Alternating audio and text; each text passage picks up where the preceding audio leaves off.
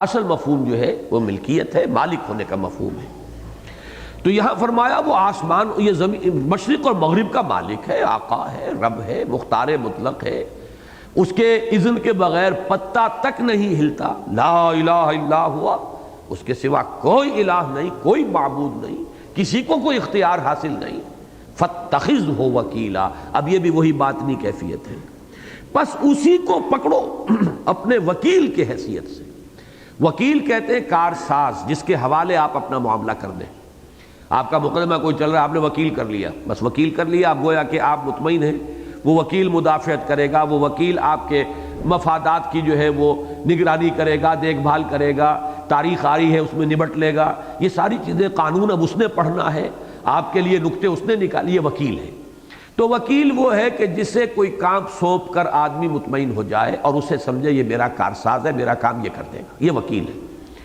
فاتخذہ وکیلا، بس اسی کو پکڑ لو کہ وہی وکیل ہے۔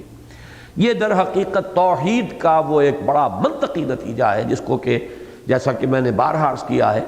کہ یہ باطنی کیفیات جو ہے توحید کی، ان پر بہت کم غور ہوا ہے، ان پر غور کیا ہے صرف صوفیاء نے، اس لیے کہ یہ فقہ کا یہ موضوع نہیں ہے۔ فقہ کی کتابیں لکھی جائیں گی، ان میں یہ چیپٹرز ملیں گے نہیں، کسے توکل کسے کہتے ہیں اور مقام رضا کیا ہے، یہ ساری چیزیں جو ہیں یہ فقہ کے موضوعات نہیں۔ فقہ تو بحث کرے گی طہارت سے،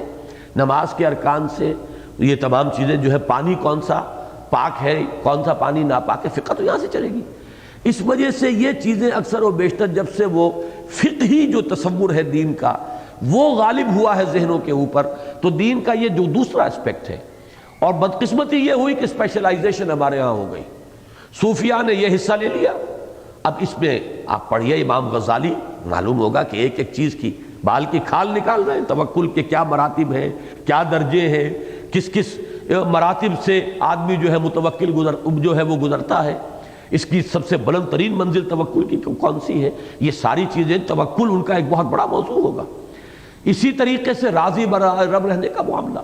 تو یہ چیزیں ہمارے ہاں تقسیم ہو گئی ہیں بدقسمتی سے، اور ایک ستم بالائے ستم یہ ہوا ہے کہ اس فن کے لیے ایک علیحدہ ایسا نام اختیار کر لیا گیا جس کا کتاب و سنت سے کوئی تعلق ہی نہیں۔ تصوف نہ قرآن کا لفظ ہے نہ حدیث کا لفظ،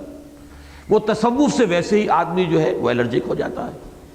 پھر اس پر ایک اور تیسرا ردہ ہوا ہے، ظلم پر ظلم پر ظلم جو ہوا ہے وہ یہ ہے کہ بعض حضرات ایسے تھے کہ جو فلسفی بھی تھے، صوفی بھی تھے،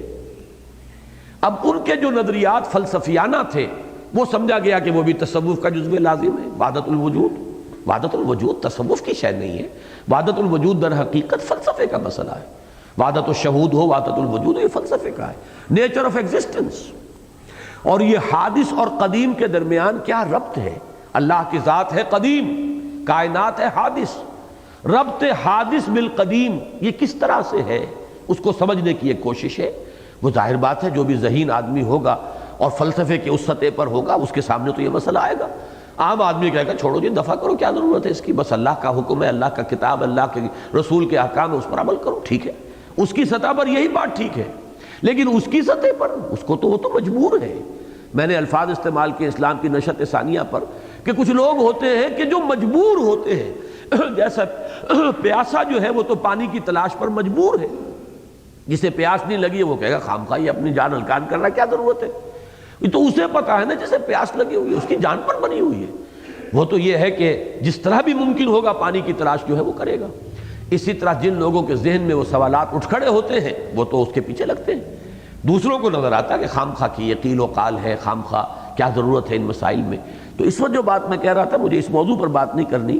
کہ یہ ردے تین چڑھ گئے ہیں۔ ایک تو یہ کہ اسپیشلائزیشن ہو گئی، دین کی یہ باطنی کیفیات وہ علیحدہ کر لی گئی، ظاہری معاملات یہ فقہ کا موضوع ہو گیا اور یہ دوسرا فن بن گیا،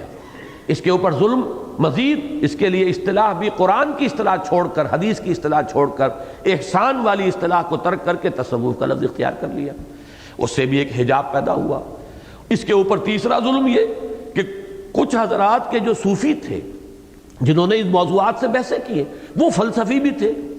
ان کے حوالے سے ان موضوعات کو جن کا تعلق تصوف سے نہیں فلسفے سے ہے، اسے بھی انٹیگرل پارٹ جو ہے جزو لا ینفک سمجھ لیا گیا تصوف کا، اس طریقے سے ہوتے ہوتے اس دور میں، جیسے کہ میں نے کل جمعے میں عرض کیا تھا اور علامہ اقبال کی کوٹیشن سنائی تھی، کہ سب سے بڑی گمراہی تو یہی ہے، آدمی آج جو ہے وہ مادیت کے اندر لپٹ گیا ہے اور روحانیت سے انسان جو ہے بالکل بے بہرا ہو گیا، یہاں تک کہ ہماری مذہبی فکر جو ہے وہ بھی بہت حد تک جو مادی پہلو ہے دین کا اسی میں الجھ کر رہ گئی ہے، وہ باطنی کیفیات جو ہے وہ اس کے موضوع میں شامل ہی نہیں رہی۔ اب یہاں پر دیکھیے تبتل، کٹ جانا، اب تبتل کی ظاہری شکل اگر لی جائے تو وہ تو حرام ہے ہمارے دین میں، یہ کہ آپ کٹ جائیں معاشرے سے، اینٹی سوشل جو کانسیپٹ ہے، اور یہ رہبانیت، لا رہبانیت فی الاسلام، یہ تبتل ایک باطنی کیفیت ہے، اندر آدمی خلوت در انجمن ہے، سب میں، سب کے ساتھ ہے لیکن کسی کے بھی ساتھ نہیں ہے، اس کے باطن کی کیفیت جو ہے وہ صرف اللہ کی ذات کے ساتھ اس کا ایک ربط اور تعلق ہے، امیدیں، خوف سب صرف ذات باری تعالیٰ کے ساتھ، یہ ایک کیفیت ہے، اس کو خلوت در انجمن کہا گیا، اسی کو بے ہما باہما کہا گیا، باہما سب کے ساتھ رہو، بے ہما کسی کے ساتھ نہ رہو، تمہاری ساری جو کیفیات باطنی ہیں ان کا ارتکاز ذات باری تعالیٰ پر ہو جائے، کسی اور کے ساتھ تمہارا کوئی قلبی رشتہ باقی نہ رہے۔ ہاں جس کا جو حق ہے وہ ادا کرو، بیوی کا حق ہے اس کو ادا کرو، اولاد کا حق ہے وہ ادا کرو، پڑوسی کا حق ہے وہ ادائے حقوق کا فلسفہ ہوگا، لیکن یہ کہ در حقیقت وہ باطنی رشتہ جو ہے وہ صرف ذات باری تعالیٰ کے ساتھ، تبتل الیہ تبتیلا۔ اب یہ ظاہری کیفیت نہیں ہے، یہ باطنی اور نفسیاتی کیفیت ہے۔ اسی طرح رب المشرق والمغرب، اب یہ دو دلیلیں لائی جا رہی ہیں، مشرق و مغرب سب اس کے اختیار میں ہیں، نمبر ایک سب اسی کی ملکیت ہے، لا الہ الا ہو، اس کو منفی انداز میں کہا کہ اس کے سوا کوئی معبود ہے ہی نہیں، لہذا نتیجہ کیا نکلا، فاتخذہ وکیلا، بس تمہارا توکل اس کے سوا کسی اور کی ذات پر نہیں ہونا چاہیے۔ اگر توکل کسی اور کی ذات کے ساتھ آپ کا جو ہے وہ منسلک ہو گیا تو گویا کہ آپ باطن میں مشرک ہیں، چاہے آپ ظاہر میں کتنے بڑے موحد ہوں۔ یہ وہ بات ہے، نوٹ کیجئے، جو سورہ بنی اسرائیل میں آئی ہے کہ پوری تورات کی تعلیم کا جو لب لباب ہے وہ بیان کیا گیا، وہ کیا ہے، وَآتَيْنَا مُوسَى الْكِتَابَ وَجَعَلْنَاهُ هُدًى لِبَنِي إِسْرَائِيلَ أَلَّا تَتَّخِذُوا مِن دُونِي وَكِيلًا۔ تورات کی کتاب کا خلاصہ، لب لباب، میرے سوا کسی اور کو اپنا کارساز نہ بنا لینا، توکل۔ اور اس دنیا کے اندر انسان ظاہر بات ہے امیدیں وابستہ کرتا ہے، بھروسہ کرتا ہے یہ میرا کام کر دے گا، اس کے ہاتھ میں اختیار ہے کچھ، یہ میری پرسنل رپورٹ اچھی کر دے تو میری ترقی ہو جائے گی، فلاں کا یہ معاملہ ہے، اس کا یہ معاملہ ہے۔ اسباب کے اندر چونکہ ہم جکڑے ہوئے ہیں تو ہوتا یہ ہے کہ اپنے مشاہدے کی وجہ سے ہمارا توکل بھی ہوتے ہوتے وہ ان اسباب کے ساتھ وابستہ ہو جاتا ہے، بس یہی تو محجوبیت ہے، یہی اللہ سے دوری ہے۔ اب یہ اسباب جو ہے مسبب الاسباب سے انہوں نے آپ کو کاٹ دیا، اب تو آپ اسباب کے بندے بن گئے ہیں، آپ کی ساری ذہنی جو ہے توکل کی کیفیت جو ہے وہ ان اسباب کے ساتھ وابستہ ہو گئی ہے، یہی ہے گمراہی۔ اس کو فرمایا فاتخذہ وکیلا۔ سورہ تغابن کی آیت چونکہ وہ ہمارے منتخب نصاب میں، اسے بھی آپ نوٹ کر لیجئے، وہاں جو آیت آئی ہے دوسرے رکوع میں، اللہ لا الہ الا ہو وعلی اللہ فلیتوکل المؤمنون، وہ دلیل کے درجے میں اللہ وہ ہے جس کے سوا کوئی الہ نہیں، وہی بات یہاں کہی گئی، رب المشرق والمغرب لا الہ الا ہو، جب اس کے سوا کوئی معبود نہیں، جب کوئی مؤثر حقیقی نہیں، جب کوئی فاعل حقیقی نہیں، لا مؤثر فی الحقیقت ولا فاعل الا اللہ، تو اب ادھر ادھر دیکھنا کائے کو، بس اسی کو پکڑ لو، اسی کے اوپر سارا اپنا بھروسہ، توکل صرف اس کی ذات پر۔ اسی طریقے سے یہ میں نے نوٹ کیا تھا کہ سورہ نساء میں 3 مرتبہ، سورہ احزاب میں 2 مرتبہ الفاظ آئے ہیں کفا باللہ وکیلا۔ اب یہ الفاظ جو ہیں یہ بہت آسان ہیں، میں نے بھی پڑھ دیے، آپ نے بھی پڑھ دیے، لیکن یہ کہ باطنی کیفیت میں دیکھیں، کبھی جانچیں اپنے آپ کو، کیا واقعتاً دل مانتا ہے اس بات کو کافی ہے اللہ بطور کارساز؟ کیا اس کے اوپر واقعتاً دل ٹھکا ہوا ہے، جمع ہوا ہے، اس کے اوپر طبیعت جو ہے مطمئن ہے؟ معاملہ جو ہے وہی میں نے جیسا کہ عرض کیا، جو اسباب ہیں، مادی اسباب ہیں، لوگوں کا معاملہ ہے، کسی کے ہاتھ میں کوئی اختیار ہے، کسی کے پاس کوئی طاقت ہے، یہ وہ چیزیں ہیں کہ جو اپنی طرف متوجہ کرتی ہیں۔ اچھا، پھر ہمیں حکم یہ بھی ہے، اس کو بھی بیلنس کیجئے، حکم یہ بھی ہے کہ اسباب سے مستغنی نہیں ہونا، اسباب کا بھرپور استعمال کرنا۔ یہ بھی جرم ہوگا اگر آپ نے اسباب کا استعمال ترک کر دیا، جرم ہوگا۔ توکل کی وہ تعلیم نہیں ہے۔ آپ اسباب اعدوا لہم ما استطعتم، جتنی بھی استطاعت ہے ساز و سامان فراہم کرو، اسلحہ فراہم کرو، گھوڑے باندھ کر رکھو، دشمن کا مقابلہ کرنے کے لیے جتنے بھی وسائل ضروری ہیں فراہم کرو، لیکن دیکھنا ان کے اوپر بھروسہ نہ ہو جائے۔ اب یہ ہے وہ بال کس جیسی باریک جو میں بارہا کہا کرتا ہوں کہ اصل میں تو پل صراط کے بارے میں جو وہ الفاظ آئے ہیں وہ پل صراط صرف وہاں نہیں ہے، پل صراط تو یہاں دنیا میں ہے، اس لیے کہ واقعتاً ذرا سا ادھر ہو جائیں گے تو وہ اگر آپ اسباب سے مستغنی ہو گئے تو اللہ کا ایک حکم ختم ہو گیا، توڑ دیا آپ نے۔ اگر ذرا سا اسباب کے ساتھ رشتہ ذہنی قائم ہو گیا تو توکل اس پر ہو گیا۔ اب یوں سمجھیے کہ اس کے بیچ میں وہ بڑا باریک سا راستہ ہے، بال سے زیادہ باریک اور تلوار کی دھار سے زیادہ تیز اس پر چلنا ہے۔ بھرپور استعمال کرو اسباب کا، لیکن تمہارے قلب و ذہن کے اندر توکل کا کوئی شائبہ ان اسباب کے ساتھ نہ ہو۔ یہ ہے در حقیقت کہ جو اب سارا امتحان اس میں ہے، ذرا ادھر گئے تو گمراہی، ذرا ادھر گئے تو گمراہی۔ وَاصْبِرْ عَلَى مَا يَقُولُونَ وَاهْجُرْهُمْ هَجْرًا جَمِيلًا، اور صبر کرو اس پر جو یہ کہہ رہے ہیں۔ میں نے جیسا کہ عرض کیا تھا کہ پہلے میری رائے یہ تھی کہ 7 ہی آیات ہیں اس سورہ مزمل کی کہ جو تیسری وحی ہے، وہ 7 ہی آیات، جیسے 7 آیتیں سورہ نون کی، 7 ہی آگے آئیں گی سورہ مدثر کی، لیکن میں نے اب اپنی رائے میں ترمیم کی ہے، یہ جو تیسری وحی ہے یہ یہاں تک ہے 10ویں آیت تک، وَاصْبِرْ عَلَى مَا يَقُولُونَ وَاهْجُرْهُمْ هَجْرًا جَمِيلًا، اور صبر کرو اس پر جو وہ کہہ رہے ہیں۔ معلوم ہوا کہ ابھی پرسیکیوشن صرف وربل تھی، ابھی حضور پر کوئی فزیکل جو ہے حملہ نہیں ہوا تھا۔ وہ جو ہم پچھلی صورتوں میں ہم دیکھ کادو یکونون علیہ لبدا، وہ تو ٹوٹ پڑتے ہیں ان کے اوپر، وہ تو قریب ہے کہ تکہ بوٹی کر دیں، یا جیسے اس سے پہلے آیا تھا فَمَا لِلَّذِينَ كَفَرُوا قِبَلَكَ مُهْطِعِينَ عَنِ الْيَمِينِ وَعَنِ الشِّمَالِ عِزِينَ، یہ جو کیفیات تھی یہ بعد کی پیداوار ہے۔ پہلی بات کیا تھی، اور اس کو سمجھ لیجئے، اس کو میں سمجھتا ہوں کہ اس کا جو پس منظر ہے اور بالکل منطقی ربط ہے اس کو سمجھ لیں۔ پہلی خبر جو آئی ہے مکے والوں کو ملی ہے، اس سے پہلے نہ حضور کا کوئی دعویٰ تھا، نہ حضور کوئی یعنی کسی کاہن کے زیر تربیت رہے تھے، نہ کوئی خاص آپ کا اس نوع کا ذوق تھا، تاجر تھے، شریف آدمی تھے، تاجر الصدوق الامین، سچا اور امانت دار تاجر الصادق الامین، یہ خطاب پایا تھا۔ اچانک خبر اڑی مکے کے اندر کہ محمد چند دن رہے تھے وہاں غار حرا میں، واپس آئے ہیں تو کچھ عجیب بات کر رہے ہیں کہ کوئی فرشتہ آیا ہے اور کوئی اس طرح کا ایک بات کہہ رہے ہیں۔ پہلا رد عمل جو معلوم ہوتا ہے کہ دماغی توازن ٹھیک نہیں رہا، یا معلوم ہوتا ہے کوئی آسیب آ گیا، کوئی جن ہے جو آ گیا، جن دیکھا جسے انہوں نے فرشتہ سمجھا ہے۔ تو یہ دو جو رد عمل تھے، ابھی میرے نزدیک اس میں مخالفت کا پہلو نہیں تھا، فوری طور پر ایک طبعی رد عمل، منطقی رد عمل، ناواقف لوگوں کا رد عمل، جو نبوت اور رسالت سے واقف ہی نہیں تھے۔ وہ تو حضرت ورقہ ابن نوفل نے تو پہچان لیا یہ وہی ناموس ہے جو موسیٰ اور عیسیٰ پر نازل ہوا تھا، اس لیے کہ انہوں نے تو تورات کا مطالعہ کیا، انہوں نے عیسائی مذہب اختیار کر لیا تھا۔ کانا یکتب التوراۃ بالعبرانیہ، عبرانی زبان میں وہ تورات لکھتے تھے، پڑھتے تھے، تو ان کا تو معاملہ اور تھا، لیکن عام آدمی کا تصور کیجئے، ان کے ہاں نبوت اور رسالت کا کوئی تصور رہا ہی نہیں تھا۔ تو پہلا رد عمل فطری یہی تھا، اور اس پر وہ آیات نازل ہوئی، نون والقلم وما یسطرون ما انت بنعمت ربک بمجنون وَإِنَّ لَكَ لَأَجْرًا غَيْرَ مَمْنُونٍ وَإِنَّكَ لَعَلَىٰ خُلُقٍ عَظِيمٍ فَسَتُبْصِرُ وَيُبْصِرُونَ بِأَيِّكُمُ الْمَفْتُونُ إِنَّ رَبَّكَ هُوَ أَعْلَمُ بِمَنْ ضَلَّ عَنْ سَبِيلِهِ وَهُوَ أَعْلَمُ بِالْمُهْتَدِينَ۔ یہ بالکل اس پہ فٹ بیٹھ رہا ہے، اس میں صرف دلجوئی ہے، آپ کو اطمینان دلایا جا رہا ہے، تشفی دلائی جا رہی ہے، اس کے لیے آیات میں ایک طرح سے بالواسطہ خطاب جو ہے ان لوگوں کی طرف بھی ہے، لیکن براہ راست خطاب نہیں کہ کسے کہہ رہے ہو تم کہ دماغی توازن ٹھیک نہیں رہا۔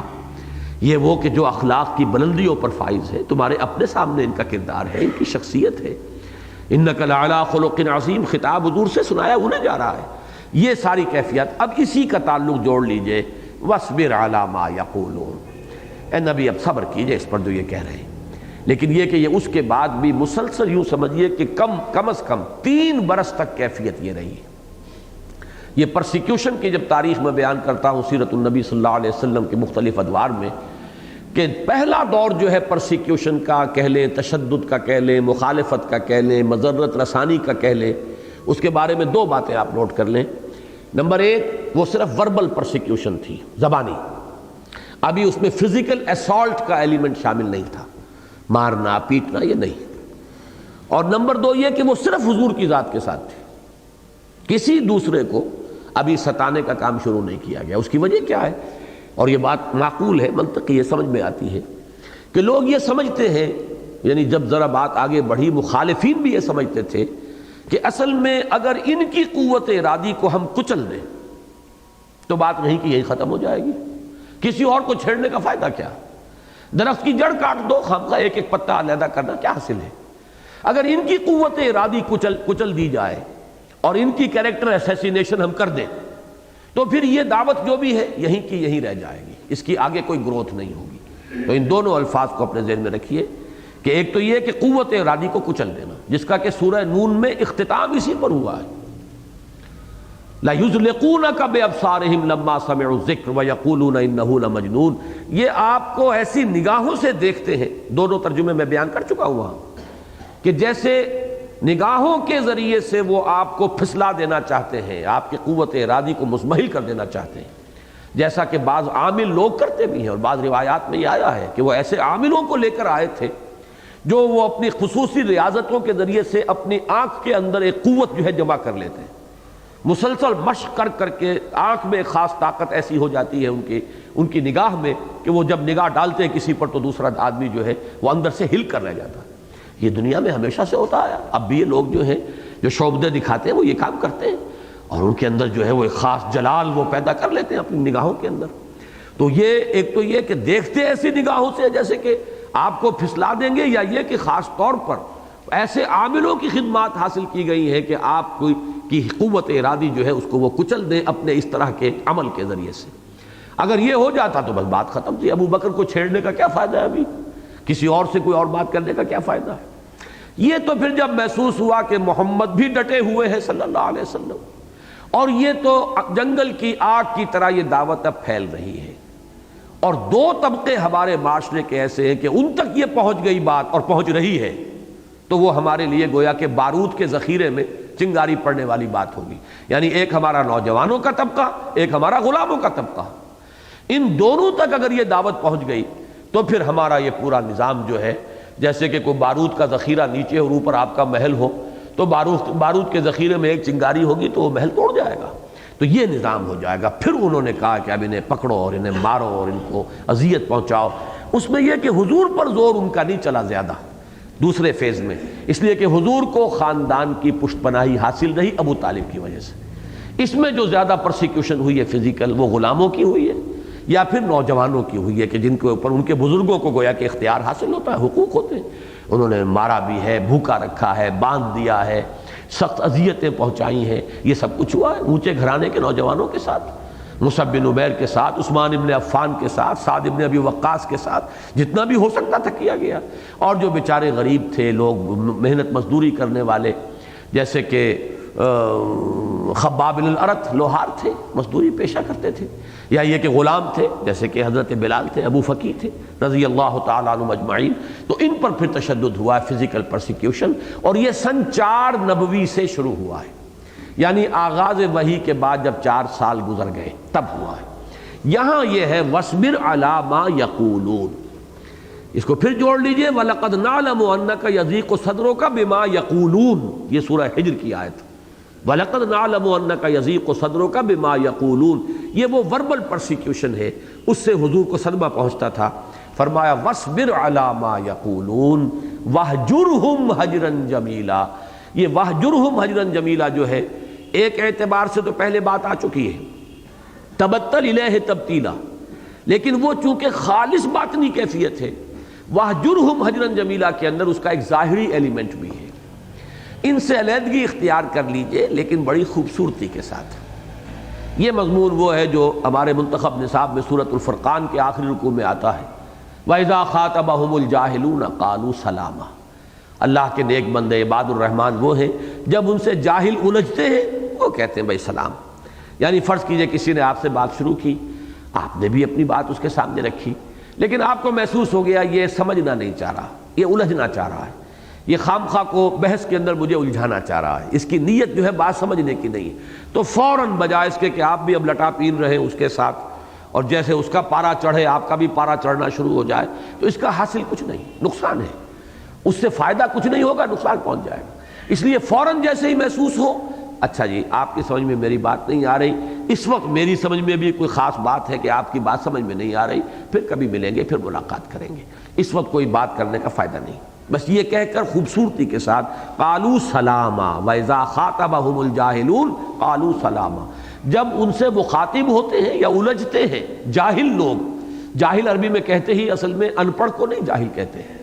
عالم کے مقابلے کا لفظ جاہل نہیں ہے عربی میں، جاہل کہتے ہیں جذباتی آدمی، مشتعل مزاج آدمی، جو عقل کی بجائے جذبات کی پیروی کرنے والا وہ جاہل ہے۔ جاہل کے مقابلے میں حلیم کا لفظ آئے گا، حلیم الطبع انسان، اس کے مقابلے میں جاہل ہے، عالم کے مقابلے میں جاہل نہیں ہے، عالم کے مقابلے میں امی کا لفظ لائیں گے، ان پڑھ کا لفظ لائیں گے، یہ دوسری بات ہے بالکل، تو یہ فرق ہے ذہن میں رکھیے۔ تو اذا خاطبهم الجاہلون قالوا سلاما، وہ بات کہی گئی ہے، وَاصْبِرْ عَلَىٰ مَا يَقُولُونَ وَاهْجُرْهُمْ هَجْرًا جَمِيلًا، تو اے نبی آپ صبر کیجئے اس پر جو یہ کہہ رہے ہیں، اور ان سے علیحدگی اختیار کر لیجئے۔ یہ علیحدگی ظاہری بھی ہے، جیسا کہ میں نے عرض کیا، وہ تبتل صرف بات نہیں تھا، اس میں ظاہری ہے، لیکن ظاہری میں بھی خوبصورتی کے ساتھ، تاکہ دوبارہ ملنے بات کرنے کا موقع برقرار رہے۔ تو میرے نزدیک یہ آیات در حقیقت ان لک فی النہار سبحا طویلا کے ذیل میں آ رہی ہے، کہ یہ جو اس وقت آپ کے دعوت و تبلیغ یا لوگوں پہ جو رد عمل ہوا ہے، لوگوں میں جو چہمے گوئیاں ہوئی ہیں، لوگ جو کہہ رہے ہیں کہ شاید ان کا دماغی توازن ٹھیک نہیں رہا، شاید کوئی بدروح جو ہے اس نے ان پر قبضہ کر لیا ہے، یہ آسیب زدہ ہو گئے ہیں، ان چیزوں میں اب آپ کا طرز عمل کیا ہونا چاہیے، اور آئندہ کے مراحل کے لیے جیسے آپ کو چاہے اس نفس کو کچلنے کے لیے اور چاہے قرآن کو براہ راست اپنے اندر اتارنے کے لیے قلب اور ذہن اور زبان کی موافقت کے ساتھ، اقوام و قیلہ کے ساتھ، جیسے رات کو جاگنا ہے یہ آپ کی ایک مشقت ہے، اور قرآن کو اپنے اندر جذب کرنا ہے، ایسے ہی ان کیفیات کو اپنے اندر پیدا کرنا باطنی اعتبار سے ضروری ہے۔ وَذَرْنِي وَالْمُكَذِّبِينَ أُولِي النَّعْمَةِ، یہ اب آگے کی 9 آیات جو ہیں، ٹائم کتنا ہو گیا ہے؟ تقریباً 1.5 گھنٹہ جی، میرا خیال ہے آدھا گھنٹہ تو اور لے لیں، 1 گھنٹہ 20 منٹ۔ چلیے اب یہاں سے جو مضمون شروع ہو رہا ہے وہ میں نے جیسا کہ عرض کیا ہے کہ یہ جو 4 صورتیں ہیں ان میں ہر ایک میں 3 مضمون ضرور ہیں۔ ایک خطاب خصوصی حضور صلی اللہ علیہ وسلم سے، اور وہ شروع میں ہے، سورہ علق میں بھی، سورہ قلم میں بھی، سورہ مزمل میں بھی، سورہ مدثر میں بھی۔ نمبر 2 مخالفین اور معاندین، ان کا ذکر، ان کے ذکر میں 2 باتیں، اے نبی چھوڑیے ان کو، ہم میرے حوالے کیجئے، آپ ان کی طرف التفات نہ کریں، آپ ان کے بارے میں غور نہ کریں، ان کے بارے میں سوچ بچار بھی نہ کریں، بلکہ یہ کہ یہ لفظ اگرچہ قرآن مجید کے ضمن میں تو مناسب نہیں ہے، لیکن ہماری عام جو کولوکیل لینگویج ہے انہیں دفع کریں، آپ انہیں منہ نہ لگائیں، واہجرہم ہجرا جمیلا، اس کے ساتھ بھی اس کا تعلق جو ہے وہ جڑ جائے گا، انہیں ہمارے حوالے کریں، ہم ان سے نمٹ لیں گے، ان کو جو بھی کیفر کردار تک پہنچانا ہے یہ ہمارے ذمے ہے۔ اور تیسرے آخرت کا مضمون، اس لیے کہ یہ بنیاد ہے اس پورے انذار کی اور دعوت کی، نقطہ آغاز جو ہے وہ آخرت کا ایمان ہے۔ یہ 3 مضامین آپ کو دیکھیں گے سورہ علق میں بھی، یہی 3 مضامین سورہ مدثر میں، یہی 3 مضامین سورہ مزمل میں، یہی 3 مضامین سورہ قلم میں جو ہم پڑھ چکے ہیں۔ اب فرمایا وَذَرْنِي وَالْمُكَذِّبِينَ، سورہ علق میں مکذبین میں سے خاص طور پر ابو جہل کا ذکر ہے، نام نہیں ہے۔ سورہ مدثر میں ولید بن مغیرہ کا ذکر ہے۔ سورہ قلم میں جمع کی صورت میں بھی آیا ہے اور واحد کی صورت میں بھی آیا ہے، واحد وہاں مراد جو ہے ولید بن مغیرہ ہے، اور جمع کا انداز وہی ہے، وہ یاد ہوگی وہ آیت آپ حضرات کو، ذرنی ومکذبین ھذا الحدیث فذرنی ومن یکذب بھذا الحدیث سنستدرجہم من حیث لا یعلمون واملی لہم ان کیدی متین۔ تو اے نبی چھوڑیے مجھے اور ان لوگوں کو کہ جو اس قرآن کو اس کو جھٹلا رہے ہیں، میں ان کو آہستہ آہستہ ان کا استدراج کرتا ہوا لے آؤں گا، آپ ذرا انہیں مہلت دیجیے۔ وہی مضمون یہاں ہے، وَذَرْنِي وَالْمُكَذِّبِينَ أُولِي النَّعْمَةِ، اے نبی چھوڑیے مجھے اور یہ جو جھٹلانے والے ہیں۔ ظاہر بات ہے کہ یہ کیفیت جو ہے یہ کافی بعد کی صورت ہے کہ جس کا نقشہ کھینچا جا رہا ہے، جھٹلانا۔ اب معلوم ہوتا ہے کشمکش شروع ہو چکی ہے، حضور کے دعوے کی نفی جو ہے پوری شدت کے ساتھ کی جا رہی ہے کہ یہ سب خام کا ڈھکوسلا بنایا انہوں نے، کہہ رہے ہیں یہ وحی آئی ہے، کوئی وحی وغیرہ نہیں ہے، کوئی اللہ کا کلام نہیں ہے، یہ اپنے خود یہ جو ہے یہ موضوع کر رہے ہیں، کلام خود جوڑ رہے ہیں، یا یہ کہ کوئی غلام ہے ان کے پاس جسے انہوں نے گھر میں بند کیا ہوا ہے، بڑا عالم و فاضل غلام کہیں سے لے آئے ہیں یہ، وہ انہیں ڈکٹیٹ کراتا ہے۔ فَهِيَ تُمْلَى عَلَيْهِ بُكْرَةً وَأَصِيلًا، یہ صبح شام ڈکٹیشن لیتے ہیں، آ کے ہم پر دھونس جماتے ہیں کہ یہ اللہ کا کلام لا وغیرہ وغیرہ، یہ جو بھی باتیں ہوتی تھی وہ مکذبین کی بات ہے۔ وَذَرْنِي وَالْمُكَذِّبِينَ أُولِي النَّعْمَةِ، خاص طور پر وہ مکذب جو نعمتوں والے ہیں، سرمایہ دار ہیں، مالدار ہیں، مرفع الحال ہیں، چودھری ہیں، سردار ہیں، جائیدادوں والے ہیں، اصل میں تو تکذیب میں پیش وہی تھے۔ جیسے کہ دوسری مکی صورتوں میں ملأ قال الملأ من قومہ، کہا سرداروں نے اس کی قوم کے، اس لیے کہ سب سے بڑا جو تھریٹ محسوس کرتے ہیں وہ وہی لوگ محسوس کرتے ہیں۔ عوام کو کوئی خاص بحث نہیں ہوتی، جیسے کہ آج کل کی اصطلاح ہے سائلنٹ میجورٹی، عوام تو سائلنٹ میجورٹی ہوتے ہیں، ان کو کیا ہے آج کسی اور کا اقتدار ہے، ان کے گردنوں کے اوپر اس کا جوا رکھا اور کل کسی اور کا ہو جائے گا، کیا فرق پڑا انہیں۔ اس سے پہلے 1500 آپ کو معلوم ہے کہ 1526 سے پہلے پہلی جنگ جو ہوئی ہے پانی پت کی، تو اگر وہ جو لوگ تھے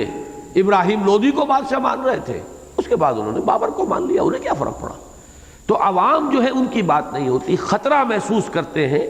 وہ لوگ کہ جن کے پاور بیسز ہیں معاشرے کے اندر، جن کی سیادتیں ہیں، قیادتیں ہیں، چودراہٹیں ہیں، انہیں خطرہ ہوتا ہے کہ کوئی نیا فکر، نیا نظریہ، نیا نظام اگر آیا تو تلپٹ ہو جائے گا۔ اور ہماری جو اس وقت کی جو بھی ہمیں حاصل ہیں، جو ترجیحات حاصل ہیں، جو ہمارے یہاں پر ویسٹڈ انٹرسٹ ہیں، یہ تمام چیزیں جو ہیں انہیں ایک خطرہ ہے۔ جیسے کہ علامہ اقبال نے کہیں کہلوایا ہے کہ نظام کہنا کے پاس بانو یہ معرض انقلاب میں ہے، ہوش میں آؤ، گرڈ اپ یور لائنز، کمر کسو، میدان میں آؤ اپنے مفادات کے تحفظ کے لیے۔ اب یہ آندھی جو آ رہی ہے یہ تمہارے تمام مفادات کو جو ہے یہ بہا کر لے جائے گی تنکوں کی طرح۔ تو یہ ہے اولی النعمہ، یہ لفظ ہے نوٹ کرنے کا، وَذَرْنِي وَالْمُكَذِّبِينَ اولی النعمہ، چھوڑیے مجھے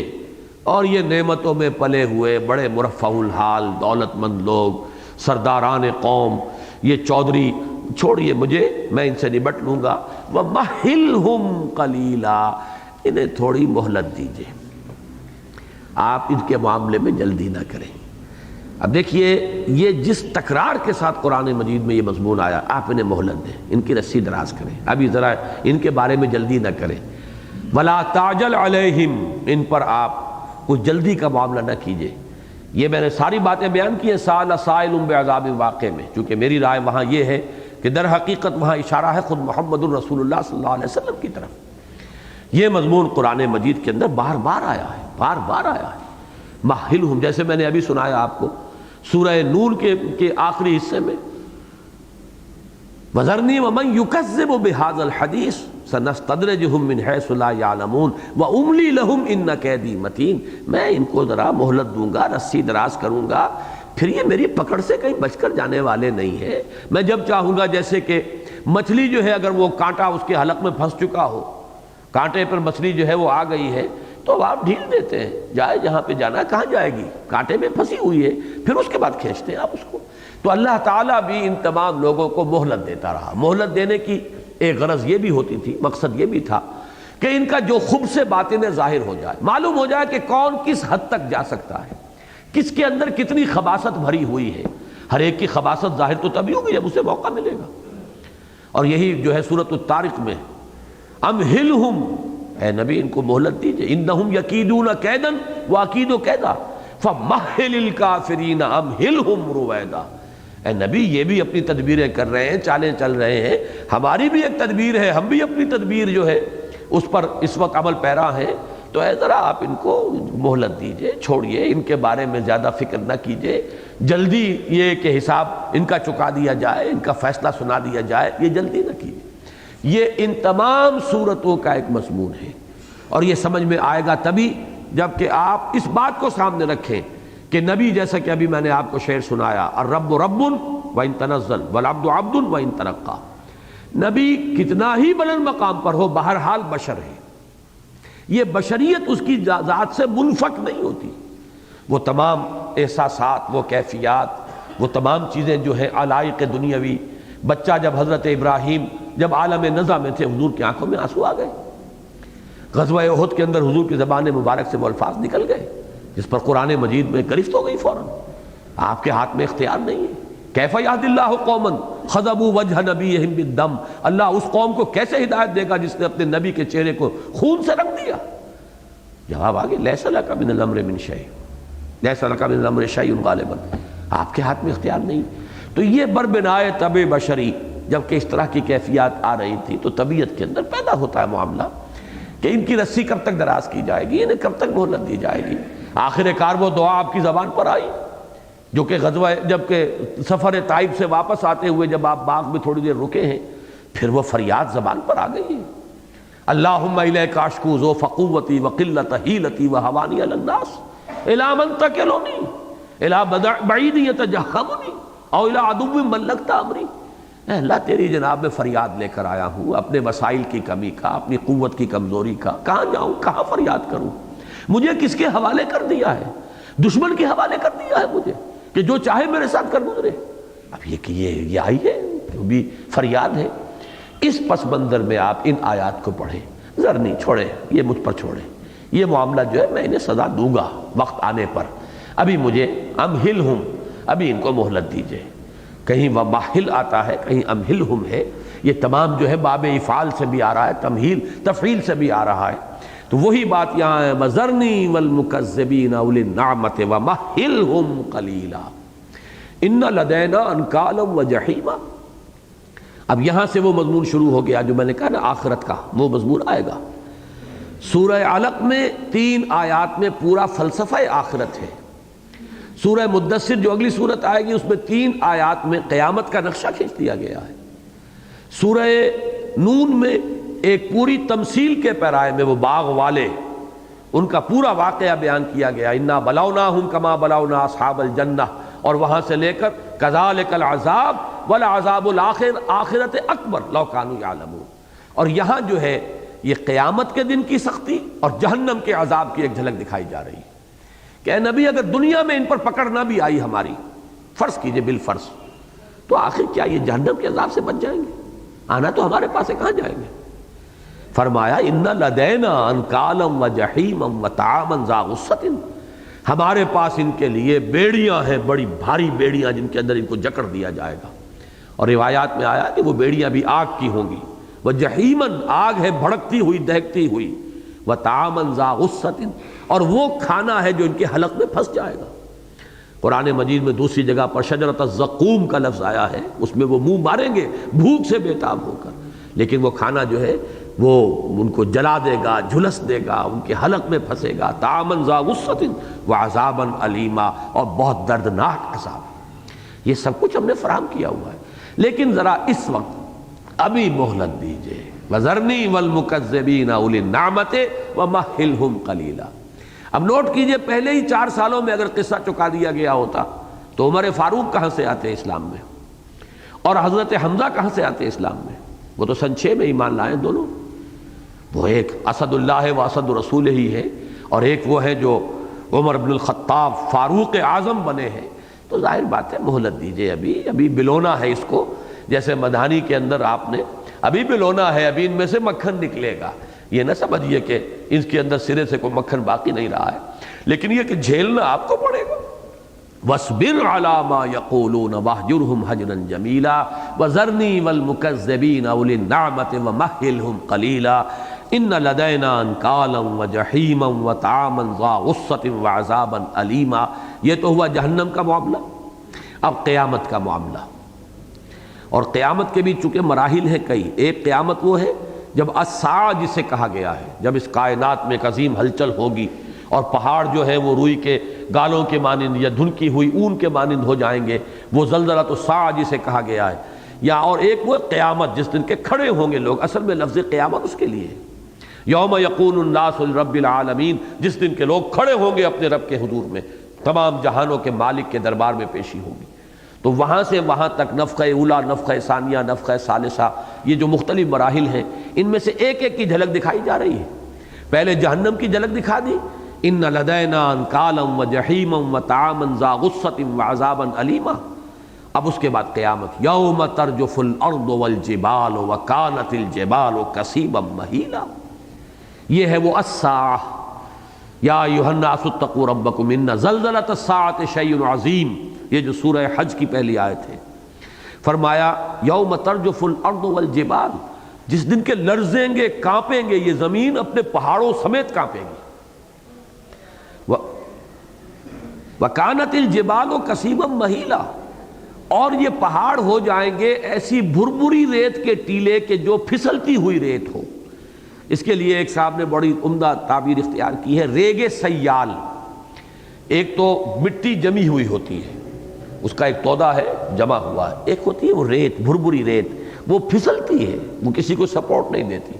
تو معلوم یہ ہوا ہے کہ جب وہ الساعہ میں پہلے وہ لرزہ جو آئے گا، پہاڑوں کی جڑیں بھی ڈھیلی ہوں گی،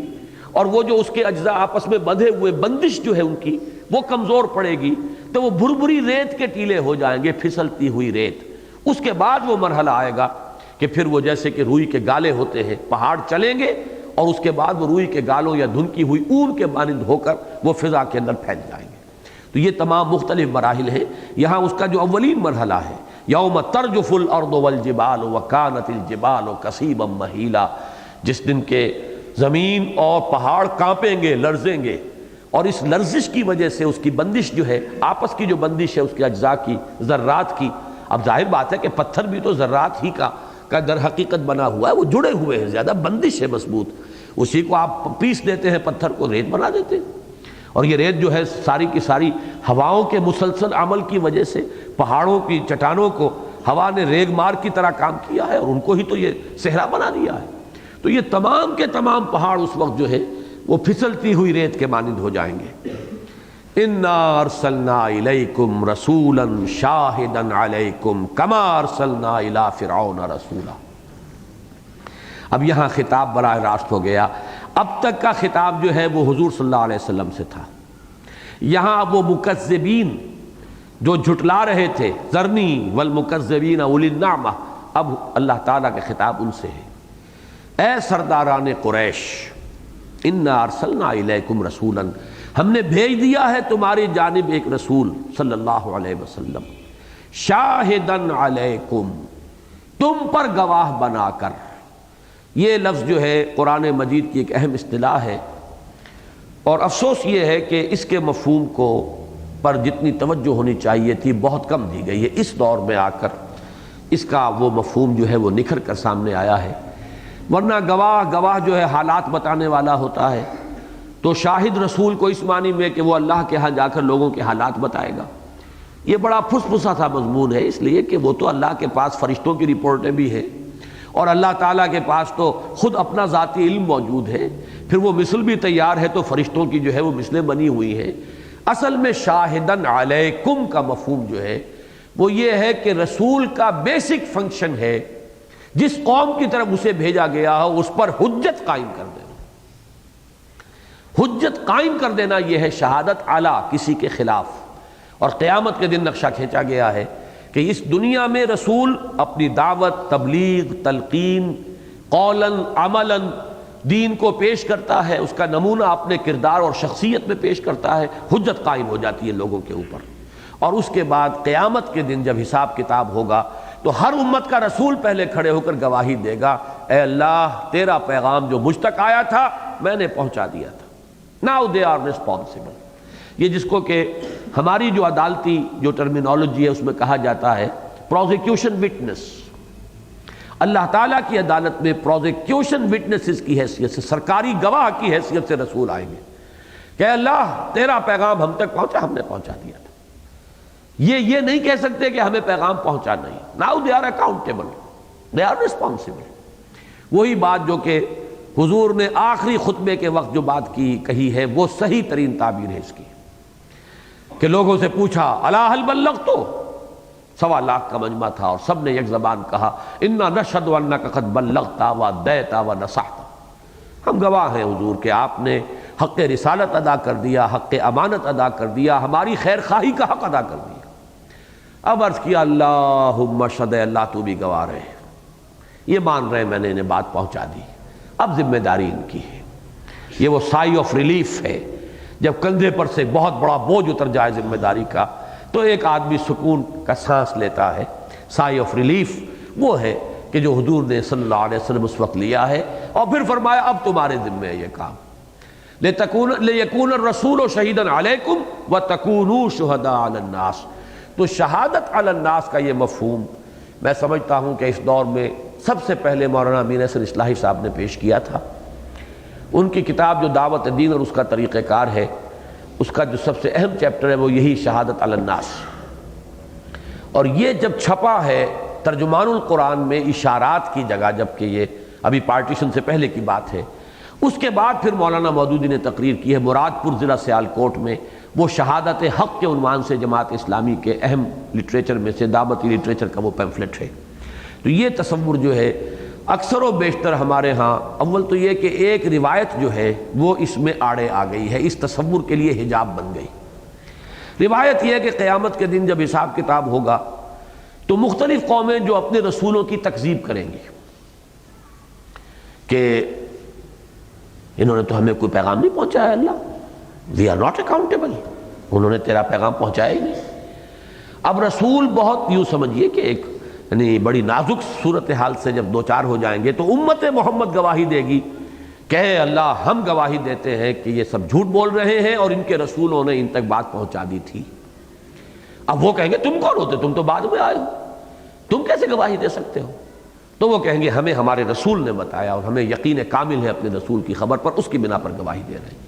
اب یہ روایت اپنی جگہ پر اور یہ اپنی جگہ صحیح ہو کہ یہ بھی واقعہ کبھی کسی وقت جو ہے، قیامت کے بہت سے واقعات ہیں قرآن مجید میں بیان ہوئے ہیں، بے شمار مراحل ہیں، کہیں یہ بھی اس میں ہو تو اس روایت کو اٹھا کر پھینک دینے کی ضرورت نہیں ہے۔ لیکن اس پورے سلسلہ آیات کو جو قرآن مجید میں آیا ہے شہادت علی الناس کے موضوع پر، ان سب کو صرف اس روایت کے ساتھ وابستہ کر دینا، یہ تو در حقیقت ہمارا فعل ہے جس کے اندر خطا کا اور کوتاہی کا احتمال موجود ہے۔ مولانا شبیر احمد عثمانی نے بہت عمدگی کی ہے کہ اس میں اس تصور کو بھی رکھا ہے لیکن ساتھ ہی یہ تصور بھی شامل کر دیا ہے کہ اس کا مطلب یہ بھی ہے اور یہ بھی ہو سکتا ہے، لیکن اسے بہت ہی مدلل انداز میں اس کو پیش کیا ہے۔ اس دور میں میں سمجھتا ہوں کہ وہ جو حضور کی حدیث ہے صلی اللہ علیہ وسلم لا تنقضی عجائبہ ولا یشبع من العلماء، یہ قرآن ایسی کتاب ہے جس کے عجائب کبھی ختم ہی نہیں ہوں گے، لہذا کسی بات کو اس دلیل پر رد نہیں کر دینا چاہیے کہ یہ بات پہلے کسی نے نہیں کہی، اس بات کو ایسس کیجئے، ہاں صحیح حدیث کے خلاف مضمون ہو تو پھر ہمارے لیے جو ہے لمحہ فکری آ جائے گا، حدیث کی سند بھی درست ہو، لیکن یہ کیسا بھی ہو سکتا ہے کہ ایک حدیث اپنی جگہ پر درست ہے، وہ بات اپنی جگہ پر پوری ہو رہی ہو، لیکن یہ کہ اس کا دوسرا پہلو اور بھی موجود ہو۔ ان تمام امکانات کو سامنے رکھ کر شاہدن علیکم، تم پر گواہ بنا کر، اور شہادت دیکھیے گواہی جب بھی ہوتی ہے کسی کے حق میں ہوتی کسی کے خلاف، لہذا یا تو لام آئے گا اور یا علا آئے گا۔ لام آتا ہے حق میں ہونے کے لیے، القرآن حجت لک او علیک، حضور نے فرمایا یہ قرآن یا تو حجت ہے تمہارے حق میں یا تمہارے خلاف، اگر اس کو اپنا امام بناؤ گے، رہنما بناؤ گے، اس کے پیچھے چلو گے، اس پر عمل کرو گے، یہ تمہارے لیے شفاعت کرے گا، یہ تمہارے حق میں حجت بن جائے گا، اور اگر تم اس کو رد کر دو گے، اس کے خلاف چلو گے، دعویٰ کرو گے اس پر ایمان کا لیکن اس کے بتائے ہوئے رستے کو اختیار نہیں کرو گے تو یہ تم پر حجت بن جائے گا تمہارے خلاف۔ تو لام اور اعلیٰ سے زمین و آسمان کا فرق آتا ہے، تو قرآن مجید میں شہادت لام کے ساتھ بھی آئی ہے، کونوا قوامین بالقسط شہداء للہ، یہاں لام آیا ہے، اے مسلمانوں انصاف اور قسط کے علم بردار بن کر کھڑے ہو جاؤ طاقت کے ساتھ اور اللہ کے حق میں گواہی دینے والے، جیسے وہ آئے دے تو بھی محمد کی صداقت کی گواہی صلی اللہ علیہ وسلم، ایسے تم اللہ کے دین کی گواہی دو، اللہ کے دین کی گواہی قولاً بھی ہوگی عملاً بھی ہوگی۔ اسی کو ہم کہتے ہیں اشہد ان لا الہ الا اللہ واشہد ان محمد رسول اللہ، یہ ہماری قولی گواہی ہے، ہم گواہی دے رہے ہیں اللہ کے سوا کوئی معبود نہیں اور محمد اللہ کے رسول ہیں صلی اللہ علیہ وسلم۔ اب یہی ہمارا عمل بھی اس کے مطابق ہے تو یہ عملی گواہی ہو جائے گی۔ تو قولی اور عملی گواہی دنیا میں دے کر، لیکن یہ گواہی پھر لوگوں کے خلاف جا پڑے گی قیامت کے دن کہ اللہ ہم نے ان کے سامنے گواہی پیش کر دی تھی تیرے دین کی، زبان سے بھی اور عمل سے بھی۔ اب یہ عذر پیش نہیں کر سکتے جسے آپ کہتے ہیں اگنورنس، ہمیں تو معلوم نہیں تھا، یہ عذر جو ہے یہاں پر نہیں آ سکتا، اس لیے کہ ہم نے بات پہنچا دی تھی۔ یہ کام تمام رسول کرتے رہے اپنی اپنی قوموں کے لیے، لیکن حضور کی بعثت اور رسالت جو ہے پوری نوع انسانی کے لیے ہے، لہذا یہاں دو حصوں میں اسے تقسیم کر دیا۔ حضور نے شہادت دی امت پر، امت کے ذمہ لگایا گیا اب تم شہادت دو پوری نوع انسانی پر۔ یہ مضمون 2 دفعہ قرآن میں آیا ہے، سورہ حج کے آخر میں لِيَكُونَ الرَّسُولُ شَهِيدًا عَلَيْكُمْ وَتَكُونُوا شُهَدَاءَ عَلَى النَّاسِ، تاکہ رسول ہو جائیں گواہ تم پر اور تم گواہ ہو جاؤ پوری نوع انسانی پر۔ اور سورہ بقرہ میں آیا ہے وَكَذَلِكَ جَعَلْنَاكُمْ أُمَّةً وَسَطًا لِتَكُونُوا شُهَدَاءَ عَلَى النَّاسِ وَيَكُونَ الرَّسُولُ عَلَيْكُمْ شَهِيدًا، ہم نے تمہیں بہترین امت، درمیانی امت بنایا ہی اس لیے ہے کہ تم گواہی دو پوری نوع انسانی پر اور رسول گواہی دیں تم پر۔ یہ ہے شہادت علی الناس کا وہ تصور۔ اِنَّا أَرْسَلْنَا إِلَيْكُمْ رَسُولًا شَاهِدًا عَلَيْكُمْ كَمَا أَرْسَلْنَا إِلَىٰ فِرْعَوْنَ رَسُولًا، جیسے کہ ہم نے بھیجا تھا فرعون کی طرف رسول، یعنی حضرت موسیٰ علیہ السلام۔ اب ویسے تو یہ کہ تمام رسولوں کے اندر ہی یہ شہادت حق کا جو تصور ہے یہ تو سب کے ساتھ وابستہ ہے، رسالت کا ایک انٹیگرل پارٹ ہے، جزو لا ینفک ہے۔ لیکن ایک خاص بات نوٹ کیجئے کہ حضور میں اور حضرت موسیٰ میں مشابہت کی بہت سی باتیں ہیں۔ حضور کما جیسے کہ بھیجا تھا، معلوم ہوا کہ یہاں کوئی خصوصی مشابہت ہے حضور صلی اللہ علیہ وسلم اور حضرت موسیٰ علیہ السلام کے مابین۔ پہلی بات تو یہ نوٹ کیجئے کہ حضور بھی 2 بعثتوں کے ساتھ بھیجے گئے، ایک بعثت الی اہل العرب، ایک بعثت الی کافۃ الناس، پوری نوع انسانی کی طرف۔ اسی طرح حضرت موسیٰ 2 بعثتوں کے ساتھ بھیجے گئے، ایک بعثت الی فرعون اور ایک بعثت الی بنی اسرائیل، یہ دو بعثتیں۔ پھر حضرت موسیٰ علیہ السلام انہیں بھی شریعت کتاب دی گئی، اور حضور بھی صاحب شریعت صاحب کتاب۔ بہت سے رسول ہیں جو نئی شریعت لے کر نہیں آئے، جیسے کہ حضرت مسیح ہے، کتاب لائے ہیں، شریعت نہیں ہے، شریعت موسوی کو فرما کر گئے ہیں کہ یہ تمہارے اوپر لاگو رہے گی، نافذ رہے گی۔ تو ہر اعتبار سے قریب ترین جو آتا ہے حضور کے صلی اللہ علیہ وسلم زمرہ انبیاء اور رسل میں سے، تو وہ در حقیقت حضرت موسیٰ علیہ السلام ہے۔ اور یہی آپ دیکھتے ہیں ان کی جد و جہد بھی، وہ دعوت کے مرحلے سے پھر ہجرت سے گزر کر قتال تک پہنچ گئی تھی۔ یہ دوسری بات ہے کہ قوم نے ساتھ نہیں دیا، باقی حضرت ابراہیم کے زمانے میں کوئی قتال کا مرحلہ نہیں آیا، حضرت عیسیٰ کے اب جب دوبارہ آئیں گے تو وہ بات دوسری ہے، وہ پہلی مرتبہ کی آمد میں کوئی قتال کا مرحلہ نہیں آیا، حضرت ہود، حضرت صالح، حضرت شعیب، حضرت لوط، کہیں قتال کا مرحلہ نہیں آیا۔ تو یا تو یہ پورا پروسیس نظر آئے گا کامل محمد الرسول اللہ صلی اللہ علیہ وسلم میں، یا قریب ترین پہنچ گیا ہے حضرت موسیٰ علیہ السلام کی حیات میں کہ انہوں نے وہ دعوت، ہجرت اور پھر قتال اور جنگ کا مرحلہ آ گیا، اگرچہ وہاں فل سٹاپ لگ گیا، اس لیے کہ قوم نے بزدلی کا مظاہرہ کیا، انہوں نے قتال میں سرفروشی سے انکار کیا، جانے دینے کا اور جان کی بازی کھیلنے سے منکر ہو گئے، لہذا وہ وہی فل سٹاپ لگ گیا۔ یہاں صحابہ کرام نے اپنی جانیں دیں، اپنی خون کی ندیاں بہا دیں، جہاں حضور کا پسینہ گرا وہاں اپنے خون کی ندیاں بہا دیں، نتیجہ یہ کہ انقلاب آ گیا۔ تو کما میں بہت ہی مشابہت کی طرف اشارہ ہے، البتہ اس میں ایک اشارہ اور بھی ہے، تورات میں پیشین گوئی تھی، حضرت موسیٰ سے خطاب کر کے یہ صفر استثناء، صفر کہتے ہیں کتاب کو، جس کی جمع بھی اسفار ہے، سفر کی جمع بھی اسفار ہے، سفر تو یہ ہے ٹریول، باہر نکلنا چلنا سفر ہے، اور صفر کہتے ہیں کتاب کو، اس کی جمع بھی اسفار، جیسے کہ سورہ جمعہ میں آیا ہے مثل الذین حملوا التوراۃ ثم لم يحملوها كمثل الحمار يحمل اسفارا، وہ لوگ کہ جنہیں تورات دی گئی تھی حامل تورات بنائے گئے، پھر انہوں نے اس کی ذمہ داریوں کو ادا نہ کیا، ان کی مثال اس گدھے کی سی ہے جس پر کتابوں کا بوجھ لدا ہو۔ تو صفر استثناء، یہ اسی کو کتاب استثناء بھی کہتے ہیں تورات کی، اس میں یہ موجود ہے۔ حضرت موسیٰ سے خطاب کر کے اللہ نے فرمایا کہ میں ان کے بھائیوں میں سے تیرے مانند ایک رسول کھڑا کروں گا جس کے منہ میں اپنا کلام ڈالوں گا۔ یہ پیشن گوئی ہے حضور کے بارے میں، اس لیے کہ بنی اسرائیل کے بھائی کون ہیں؟ بنی اسماعیل، اچھی طرح سمجھ لیجئے، اور تو کوئی ان کا بھائی نہیں بنتا۔ اسرائیلی نبی جتنے بھی ہیں وہ تو اس سے خارج ہو گئے، ان کے بھائیوں میں سے، تو بنی اسرائیل کے بھائی بنی اسماعیل ہیں، تو میں ان کے بھائیوں میں سے تیرے مانند ایک رسول اٹھاؤں گا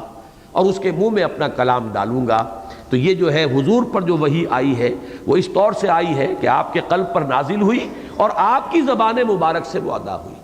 جبکہ حضرت موسیٰ علیہ السلام کو لکھ کر دی گئی تھی تورات، وہ اس کے جو الواح تھی ان کے اوپر۔ تو یہ فرق ہے، حضرت موسیٰ علیہ السلام کو جو کتاب دی گئی اس کی شکل کچھ اور تھی، حضور کو جو دی گئی اس کے منہ میں اپنا کلام ڈالوں گا اور وہ پھر وہ باتیں جو ہے لوگوں کو بتائے گا۔ تو کما میں ادھر بھی اشارہ ہو سکتا ہے۔ بس اب اگلی آیتیں جو ہیں وہ بہت ہی یعنی سادہ ہیں مضمون کے اعتبار سے۔ فَعَصَىٰ فِرْعَوْنُ الرَّسُولَ، یہ پوری داستان کو یہاں پر دو جملوں میں سمیٹ لیا گیا۔ تو فرعون نے نافرمانی کی رسول کی، فَأَخَذْنَاهُ أَخْذًا وَبِيلًا، تو پکڑا ہم نے اسے وبال کا پکڑنا، شدید پکڑنا۔ یہ چونکہ آپ کو معلوم ہے کہ یہود عرب میں آباد تھے، خیبر میں ان کی بستیاں تھیں، مدینہ منورہ میں ان کے 3 بڑے قبیلے تھے، تو ان کی باتیں جو ہے یہ اہل عرب کے اندر، قریش کے اندر ان کا چرچا موجود تھا۔ یہ جو فرعون کا حضرت موسیٰ کا معاملہ ہے وہ ان کے علم میں تھا، اس کی طرف اشارہ کیا۔ فَعَصَىٰ فِرْعَوْنُ الرَّسُولَ فَأَخَذْنَاهُ أَخْذًا وَبِيلًا، تمہیں معلوم ہے، تم جانتے ہو پھر کیا حشر ہوا اس کا۔ ہم نے رسول بھیجا تھا، جیسا کہ ہم نے رسول تمہارے پاس بھیج دیا ہے، ایسے ایک رسول فرعون کی طرف ہم نے بھیجا، اس نے نافرمانی کی تو ہم نے پکڑا اسے جیسے کہ پکڑنا ہوتا ہے، وبال کا پکڑنا۔ فَكَيْفَ تَتَّقُونَ إِن كَفَرْتُمْ، تو اگر تم کفر کرو گے تو تم کیسے بچو گے؟ یہ ایک سیدھا سا سوال ہے کہ تاریخ اپنے آپ کو پھر دہرائے گی، قانون خدا بندی بدل نہیں جائے گا۔ بلکہ ایک مقام پر مجھے یاد آ رہا ہے، کچھ مضمون اس طرح آیا ہے، اکفارکم خیر من اولئکم ام لکم براۃ فی الزبر، کیا تمہارے کافر ان سے بہتر ہیں؟ پچھلے قوموں کے کافروں کو تو ہم نے ہلاک کیا، قوم عاد کو، قوم سمود کو، آل فرعون کو، قوم لوط کو، تو کیا تمہارے کافر جو ہیں ان سے بہتر ہیں؟ انہیں کوئی سرخاب کے پر لگے ہوئے کہ ان کو کوئی پکڑ نہیں آئے گی، ان پر عذاب نہیں آئے گا؟ یا تمہارے پاس کوئی فارغ خطی کوئی دی گئی ہے، تمہیں مستثنا کر دیا گیا ہے، کوئی سند ہے تمہارے پاس کہ تمہیں یہ ضمانت دے دی گئی ہو کہ عذاب تم پر نہیں آئے گا؟ اکفارکم خیر من اولئکم ام لہم براۃ فی الزبر، کیا ان کے پاس پچھلے صحیفوں میں کوئی ایسی سند ہے، کوئی سرٹیفکیٹ ہے کہ یہ محفوظ رہیں گے عذاب سے، جبکہ پچھلے کفار جو تھے ان پر عذاب آیا؟ تو یہاں بھی وہی فرمایا فَكَيْفَ تَتَّقُونَ إِن كَفَرْتُمْ، تم کیسے بچو گے اگر تم نے بھی وہی روش اختیار کی؟ وہ عذاب تو پھر آ کر رہے گا۔ یوم یجعل الولدان شیبا، اس دن جس دن جو دن کے بچوں کو بوڑھا کر دے گا، ولد کی جمع ولدان،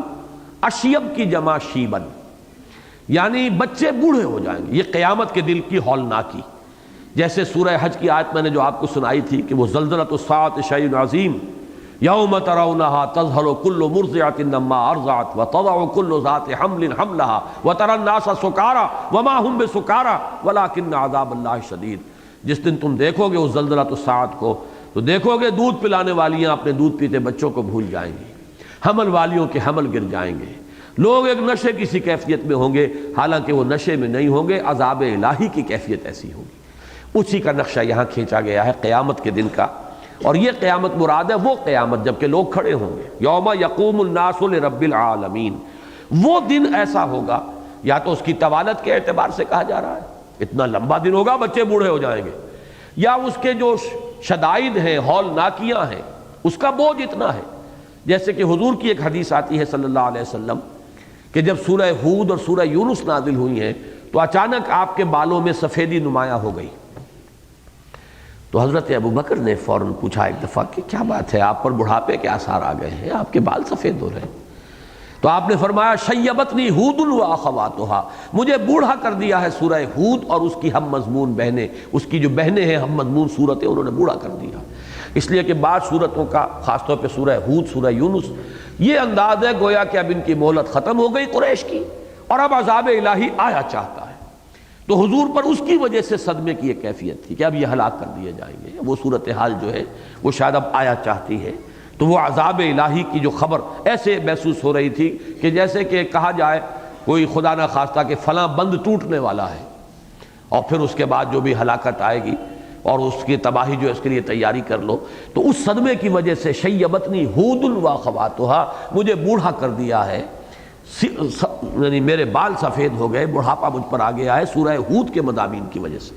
وہی بات یہاں ہے، یوم یجعل الولدان شیبا، وہ دن کے جو بچوں کو بوڑھا بنا دے گا، السماء منفطر بہ، آسمان اس کے ساتھ پھٹ جانے والا ہے۔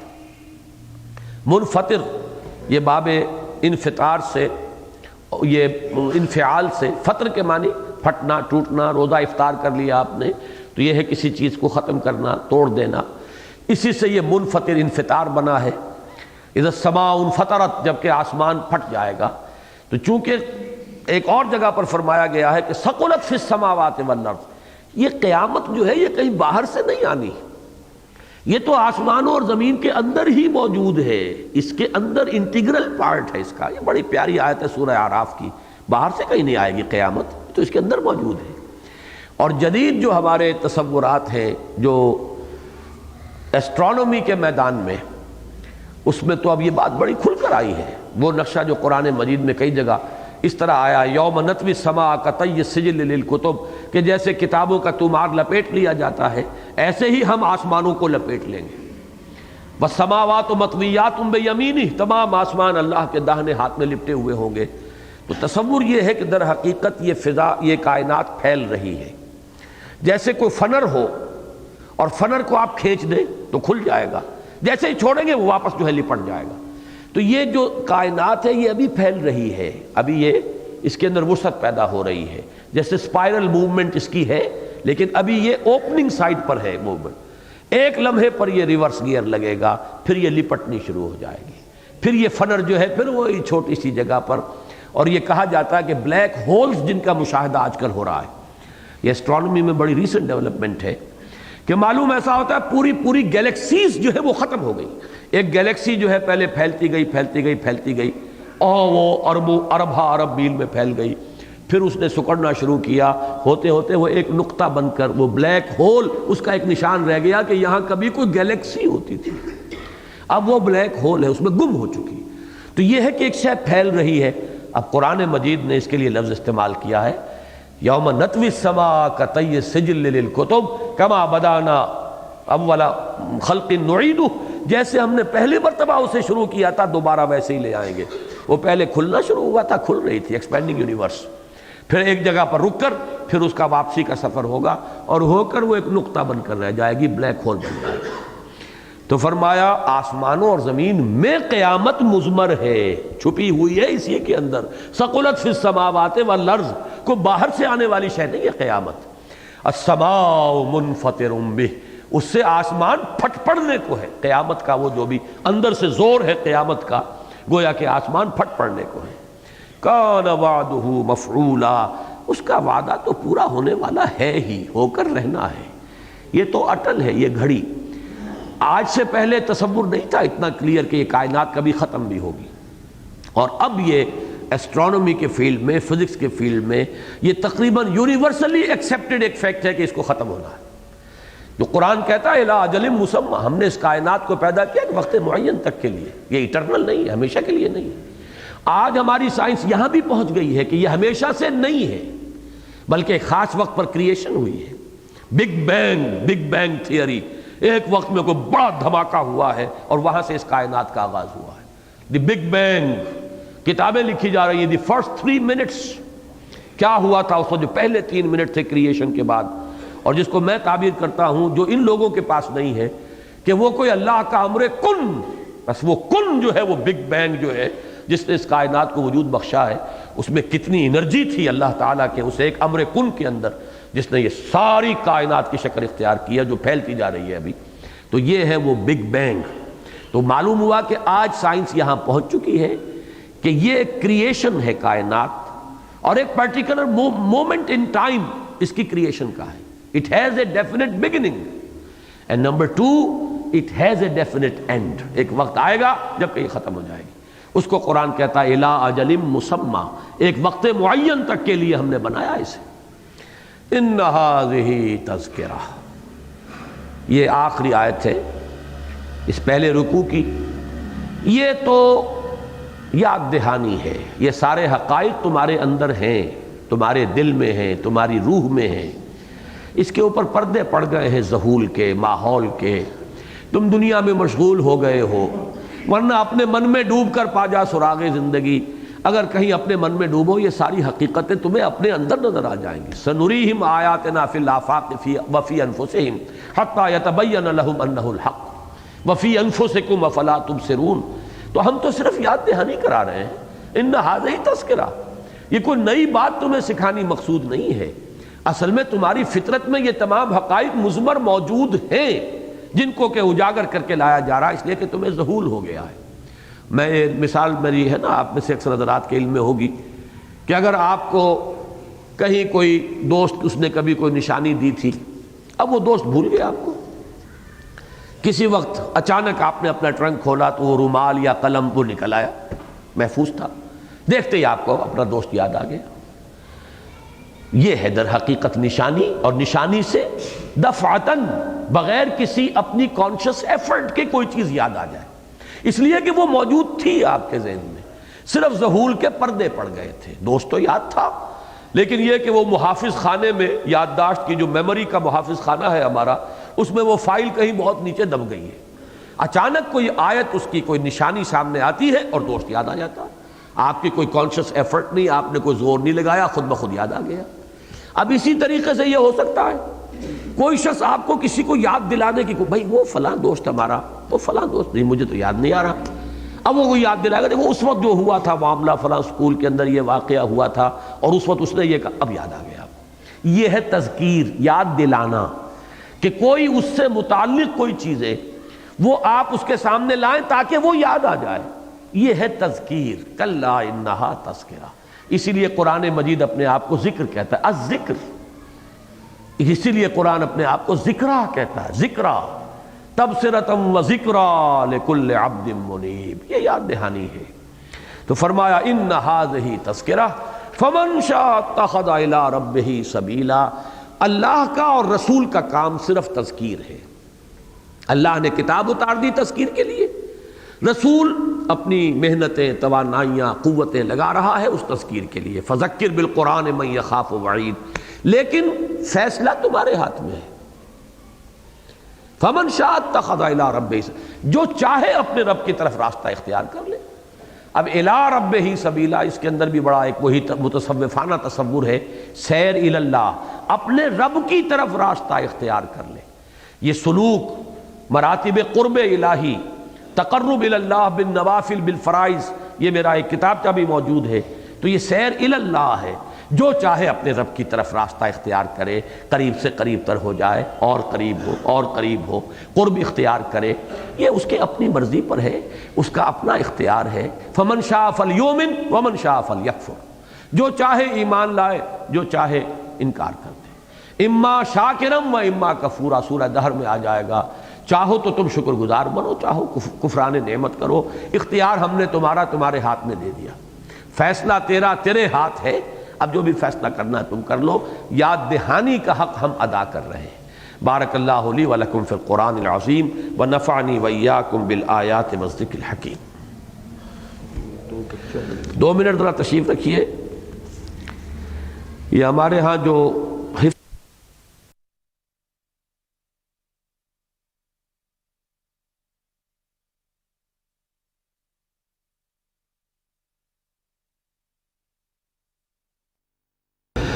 نحمده ونصلي على رسوله الكريم۔ سورہ مزمل کا پہلا رکوع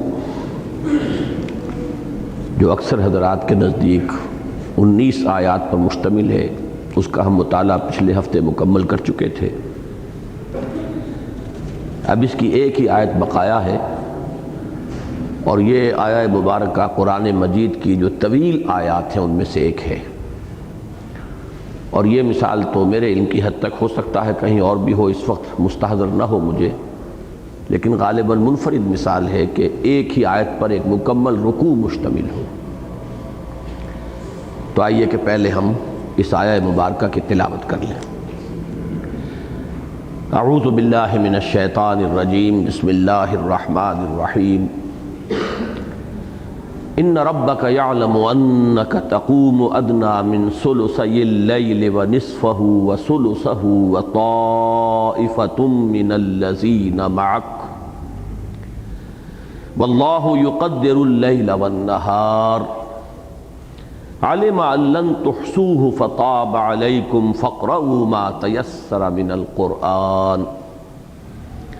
علم ان سیکون منکم مرضی وآخرون یضربون فی الارض یبتغون من فضل اللہ وآخرون یقاتلون فی سبیل اللہ فاقرؤوا ما تيسر منه وأقيموا الصلاة وآتوا الزكاة وأقرضوا الله قرضا حسنا وما تقدموا لأنفسكم من خير تجدوه عند الله هو خيرا وأعظم أجرا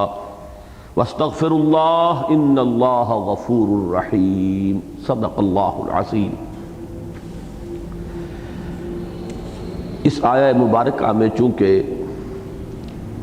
ایک حکم کی تخفیف وارد ہوئی ہے، وہ حکم کے جو سورہ مزمل کے ابتدائی حصے میں آیا ہے، یعنی قیام اللیل، اور اس کی ایک مقدار معین کم سے کم اور اس میں جو بھی اضافہ ہو سکتا ہے، اس میں اللہ تعالیٰ کی طرف سے تخفیف آئی ہے۔ اس لیے مناسب ہے کہ پہلے رکوع کے مضامین کا ہم ذرا ایک جائزہ اپنے ذہن میں تازہ کر لیں۔ پہلی بات تو یہ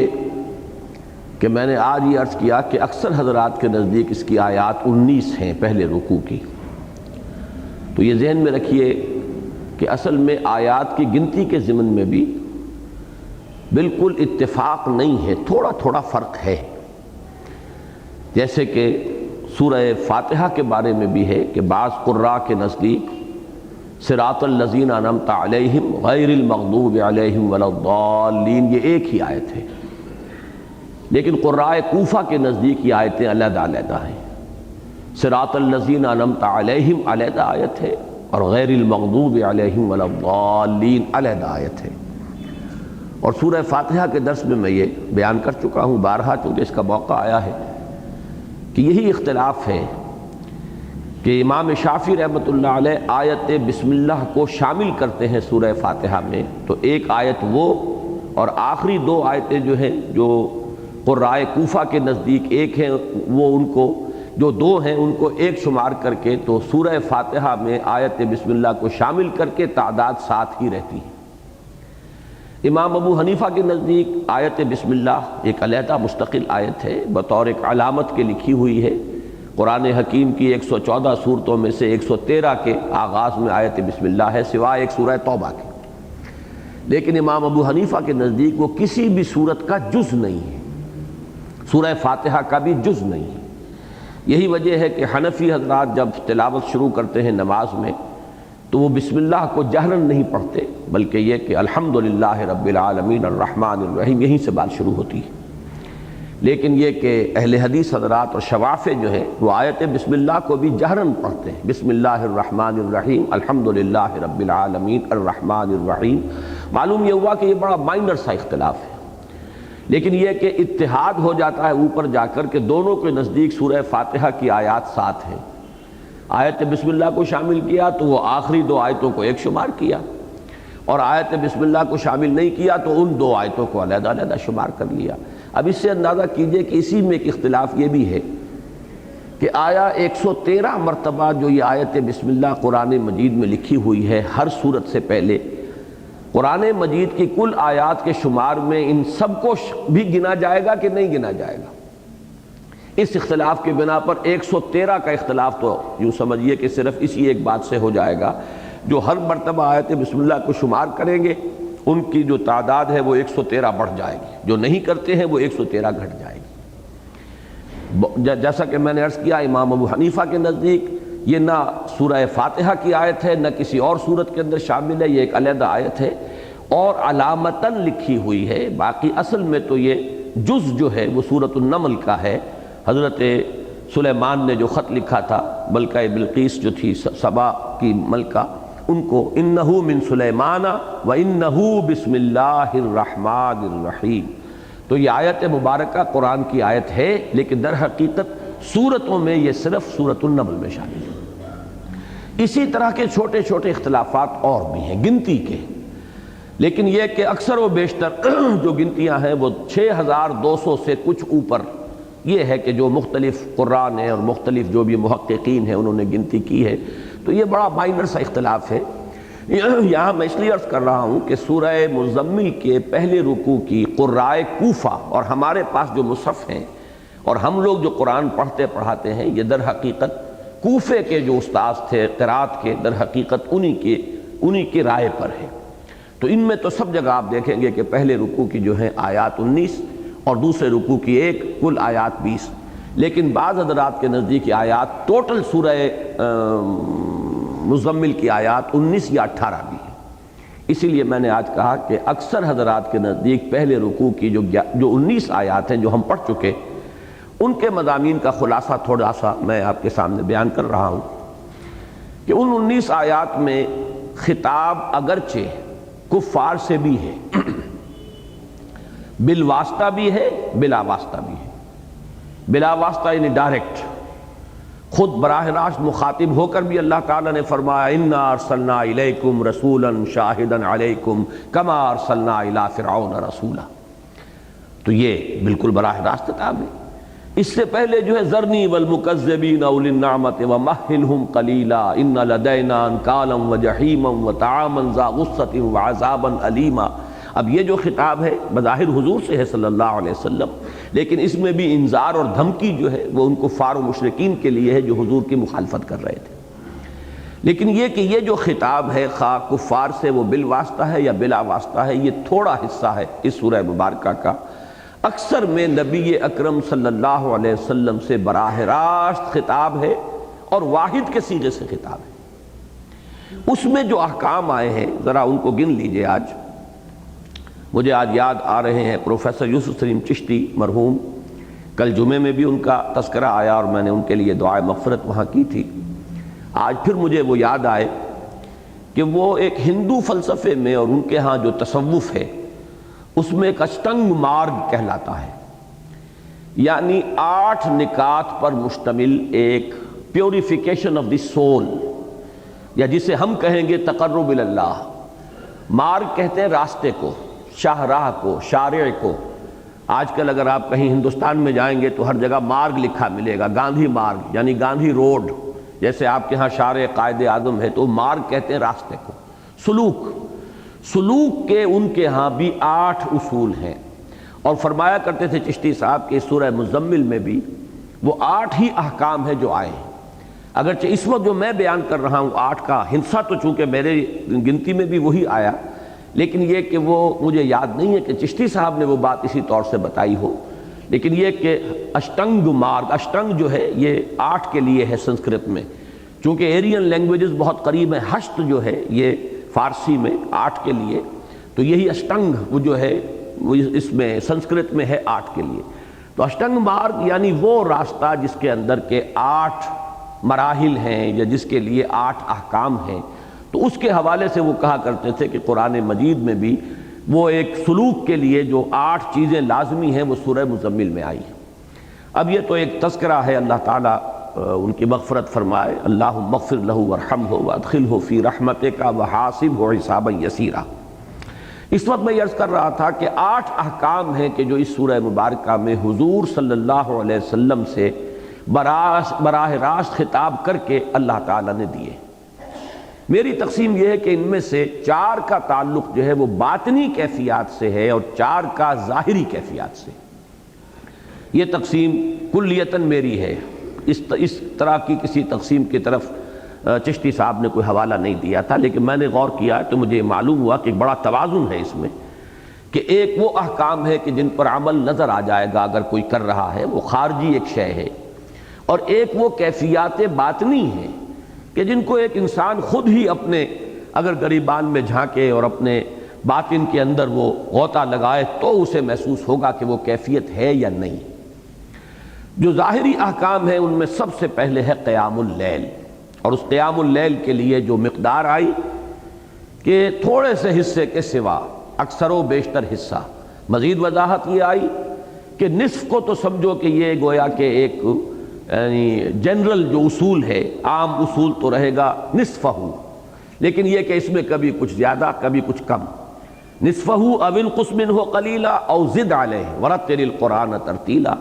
نصف شب کا جو ہے وہ اہتمام کرو، کبھی اس میں سے کچھ کم کر لو، کبھی اس میں کچھ زیادہ بھی ہو جائے، اور اسی سے پھر جو آج ہم پڑھنے لگے ہیں آیہ مبارکہ، اس کے اندر جو الفاظ آئے ہیں کہ 2/3 یا نصف یا 1/3، یہ گویا کہ اس کی تعبیر ہے۔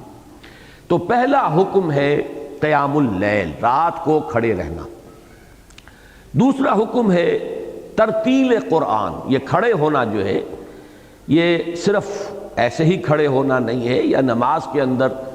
کھڑے ہو کر زیادہ تسبیحات کے اوپر دھیان دینا نہیں ہے، بلکہ اصل زور جو ہے وہ ہے رتل القرآن ترتیلا، قرآن مجید کو تھوڑا تھوڑا کر کے ٹھہر ٹھہر کر بار بار تکرار اور اعادے کے ساتھ اس کی تلاوت کرو۔ چوتھی چیز ہے حجر جمیل، اپنے معاشرے سے ذرا ایک طرح کا انقطاع جو ہے وہ اختیار کرو، لیکن خوبصورتی کے ساتھ۔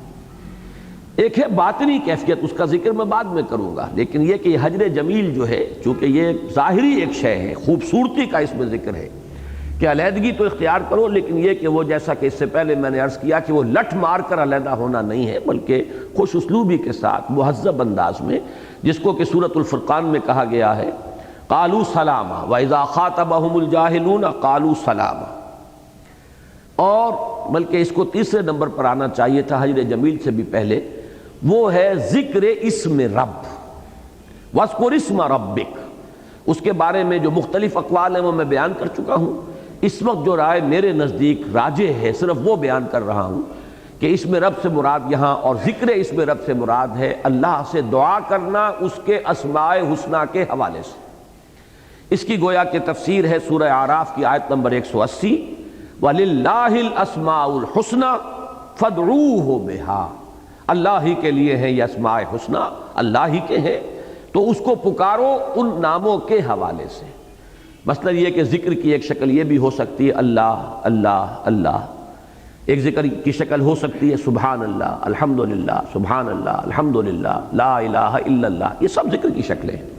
لیکن ان میں پکارنا نہیں ہے۔ میں یہ ایک لفظ استعمال کیا کرتا ہوں کہ یہ ایک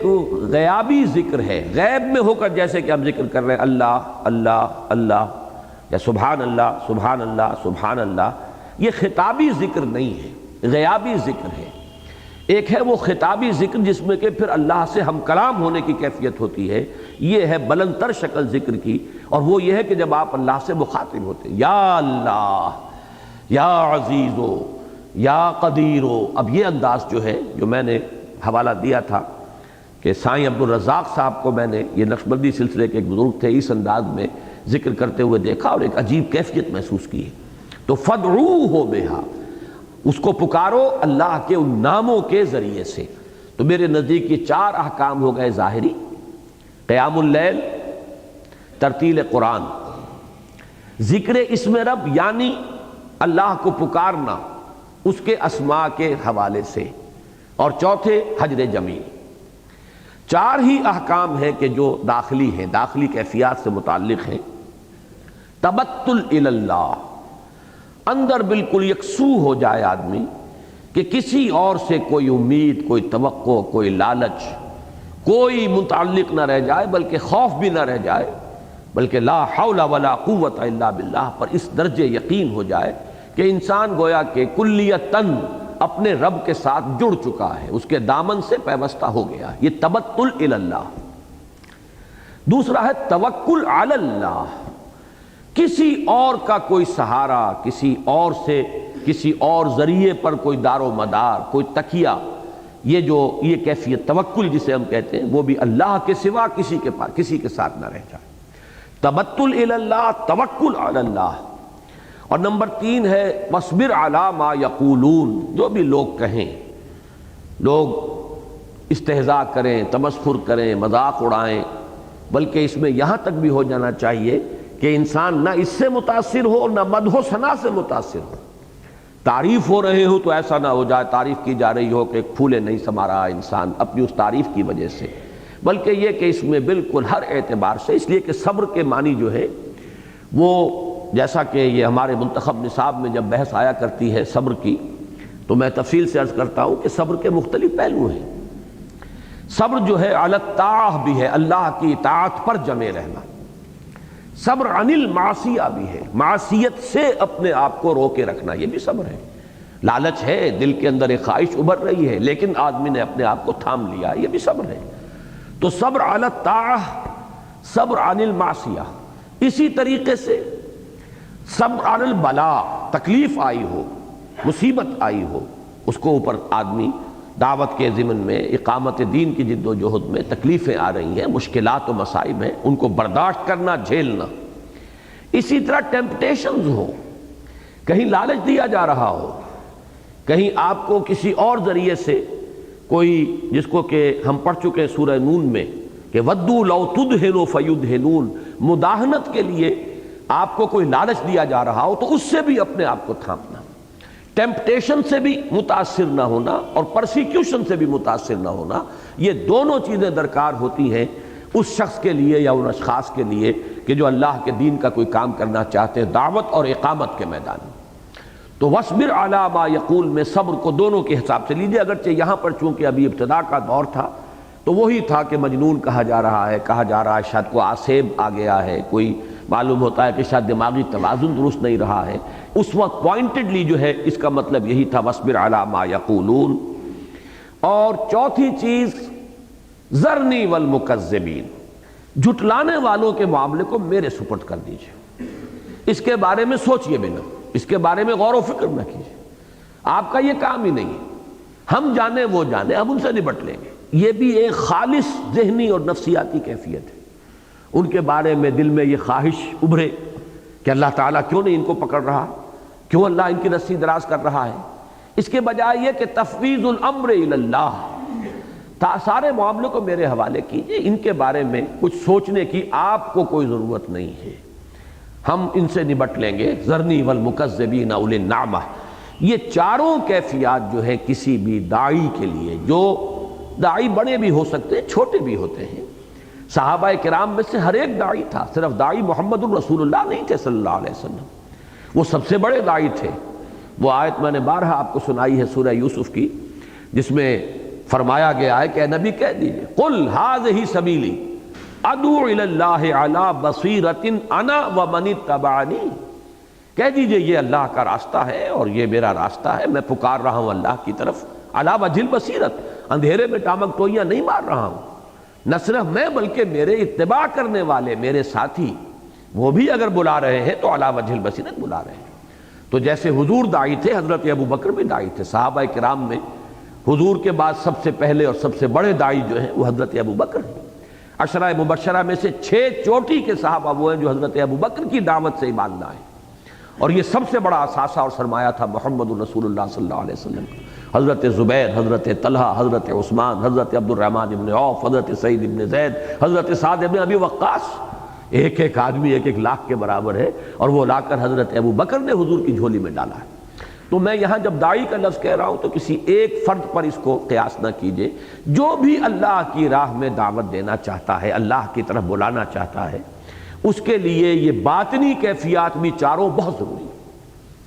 ہمارے ہاں یہ ہوا ہے، میں بعد میں آخر میں انشاءاللہ سم اپ کروں گا تو زیادہ تفصیل سے عرض کروں گا کہ اس سورہ مبارکہ کے ان 8 احکام میں سے بس ایک ہے کہ جو ذہن میں اٹک گیا ہے اکثر و بیشتر لوگوں کے، اور وہ قیام اللیل ہے، اور اس کے علاوہ جو ہے باقی چیزوں پر سے ایسے گزر جاتے ہیں کہ جیسے ان کی کوئی اہمیت ہی نہیں ہے. حالانکہ واقعتاً خارجی احکام بھی 4 ہیں اور باطنی احکام جو ہیں وہ تو در حقیقت اصل جان ہے اس کی، وہ بھی 4 ہیں. تبتل الی اللہ، توکل علی اللہ، صبر علی ما یقولون، یا صبر واصبر علی ما اصابک، جو تم پر بیتے اس پر صبر کرو. اور چوتھے ذرنی والمکذبین، اس کی چنتا مت کرو کہ کیا ہو رہا ہے، جھٹلانے والوں کے ساتھ کیا معاملہ ہو رہا ہے، مخالفین کی رسی کیوں دراز کی جا رہی ہے، اس کو بالکلیہ ہمارے حوالے کر دو. وَأُفَوِّضُ أَمْرِي إِلَى اللَّهِ إِنَّ اللَّهَ بَصِيرٌ بِالْعِبَادِ، یہ ہمارا کام ہے۔ اور چار جیسا کہ میں نے عرض کیا وہ خارجی احکام ہیں، ظاہری احکام ہیں، قیام اللیل، ترتیل قرآن، ذکر اسم رب جس کا مفہوم میرے نزدیک ہے دعا، مناجات، اللہ سے ہم کلام ہونا اور اس کے لیے واسطہ بنانا اس کے ناموں کو، اور چوتھی چیز حجر جمیل، ایک انقطاع کی کیفیت جو ہے محسوس ہو جائے، لوگ محسوس کر لیں کہ ان کو کسی اور شے کی دھن ہے، ان کی دلچسپیاں وہ ہے ہی نہیں جو ہماری دلچسپیاں ہیں، انہیں ان چیزوں کی ان کے نزدیک کوئی اہمیت ہی نہیں ہے جن چیزوں کی ہمارے نزدیک اہمیت ہے۔ یہ ایک حجر جمیل کی کیفیت جو ہے وہ ایک یکسو ہو جانے کی کیفیت، یہ چار چیزیں جو ہیں ان کو جمع کر لیجئے۔ اب وہ خاص طور پر جو قیام اللیل کا حکم تھا اس کے بارے میں اب آ رہا ہے، اس کو اب پڑھیے جو ہماری آج کا سبق ہے۔ ان ربک یعلم انک تقوم ادنی من ثلثی اللیل ونصفہ وثلثہ وطائفۃ من الذین معک، یقیناً آپ کا رب جانتا ہے، آپ کے رب کے علم میں ہے، انک تقوم ادنی من ثلثی اللیل، کہ آپ کھڑے رہتے ہیں، واحد کا صیغہ ہے لیکن ہم تو ادب ہی کا جو ہے وہ لفظ استعمال کر سکتے ہیں حضور کے لیے، کہ آپ کھڑے رہتے ہیں۔ ادنا کے دو ترجمے کیے گئے ہیں، اقل یا اقرب، دونوں مفہوم جو ہے بالکل ایک دوسرے کے قریب ہیں۔ آپ کھڑے رہتے ہیں 2/3 رات کے قریب اور نصف شب اور تہائی شب، یعنی کبھی 2/3 شب کے قریب، کبھی نصف شب اور کبھی 1/3 شب۔ اس میں بھی قرات کا ایک فرق ہے، یہ قرات جو ہے وہی قراء کوفہ کی ہے، نصفہ و ثلثہ، لیکن بہت سے قراء نے یہاں پر نصف ہی و ثلثہ ہی قرار دیا ہے، جس کے نتیجے میں ادنا کا عمل سب پر ہو جائے گا، اور اس صورت میں تعین یہ ہوگا کہ 1/4 شب تک بھی گویا کہ اجازت تھی، اس لیے کہ ادنا من ثلثی اللیل، ادنا من نصفہ، ادنا من ثلثہ، تہائی رات کے قریب یا نصف رات کے قریب یا 2/3 رات کے قریب، اگر یہ نصف ہی اور ثلثہ ہی پڑھا جائے، لیکن جو ہمارے مصحف میں ہے نصفہ و ثلثہ، اس کے معنی یہ ہوں گے کہ کم سے کم تہائی شب، اور اس سے آگے نصف یہ ہے کہ جو اصل میں مطلوب ہے، لیکن یہ کہ 2/3 ہو تو کیا کہنے ہیں، 2/3 کے لگ بھگ، لیکن یہ کہ 2/3 سے گویا کہ آگے بڑھنا جو ہے وہ یہ کہ منع تو نہیں کیا گیا لیکن پسندیدہ نہیں ہے، اس لیے کہ اس کی ایک حد جو ہے وہ ادھر بھی اللہ تعالیٰ کی طرف سے معین ہو گئی۔ نہ صرف یہ کہ آپ کھڑے رہتے ہیں، وَطَائِفَةٌ مِّنَ الَّذِينَ مَعَكَ، اور جو آپ کے ساتھ ہیں ان میں سے بھی ایک گروہ کھڑا رہتا ہے، ایک جماعت کھڑی رہتی ہے۔ یہاں یہ کہ طائفۃ من الذین معک سے یہ بات بالکل واضح ہو گئی کہ تمام صحابہ نہیں کھڑے ہوتے تھے، بلکہ یہ کہ ایک جماعت، ایک معین جو ان میں سے کچھ حضرات تھے کہ جو حضور صلی اللہ علیہ وسلم کا اس قیام اللیل میں اسی ذوق و شوق کے ساتھ اور اسی جذبے کے ساتھ جو ہے وہ ساتھ دیتے تھے۔ آگے فرمایا واللہ یقدر اللیل والنہار، اللہ ہی اندازہ مقرر کرتا ہے رات اور دن کا۔ تقدیر کے لفظ کو سمجھ لیجئے، یہ قدر سے بنا ہے، تقدیر باب تفعیل ہے قدر سے۔ قدر کے معنی ویلیو، کسی چیز کی قدر و قیمت جو ہم کہتے ہیں اردو میں قدر و قیمت، ایک تعین اس کا ہو جانا۔ تقدیر کے معنی ہے اصل میں کسی شے کی ایک معین مقدار متعین کر دی جائے، لیکن یہ تقدیر جو ہے یہ صرف یوں سمجھیے کہ کمیت میں نہیں ہوتی، کیفیت میں بھی ہوتی ہے۔ اللہ تعالیٰ ہی رات اور دن کا اندازہ مقرر کرتا ہے، یعنی اللہ تعالیٰ نے رات اور دن کے اندازے مقرر کر دیے ہیں۔ اب یہ بھی ایک تو خارجی اندازہ ہے کہ رات اور دن کی مقدار، کبھی رات بڑھ رہی ہے دن گھٹ رہا ہے، کبھی دن بڑھ رہا ہے رات گھٹ رہی ہے، یہ ایک خارجی مقدار ہے، تقدیر ہے، ذالک تقدیر العزیز العلیم۔ اس پر بھی تفصیل سے بات مجھے بعد میں کرنی ہے کہ ایک یہ تقدیر ہے اللہ کی کہ اس نے وقت کا ایک نظام بنایا ہے، اس میں رات کا اور دن کی مقداریں ہیں، کبھی وہ رات بڑھتی ہے اور دن چھوٹا ہو جاتا ہے، کبھی دن بڑھتا ہے رات چھوٹی ہو جاتی ہے، اور آپ کو معلوم ہے کہ اس کے ساتھ در حقیقت موسموں کا تغیر و تبدل وابستہ ہے۔ ہمارا جو مادی نظام ہے اس روئے ارضی کا یا کرۂ ارضی کا، وہ اس سے وابستہ ہے۔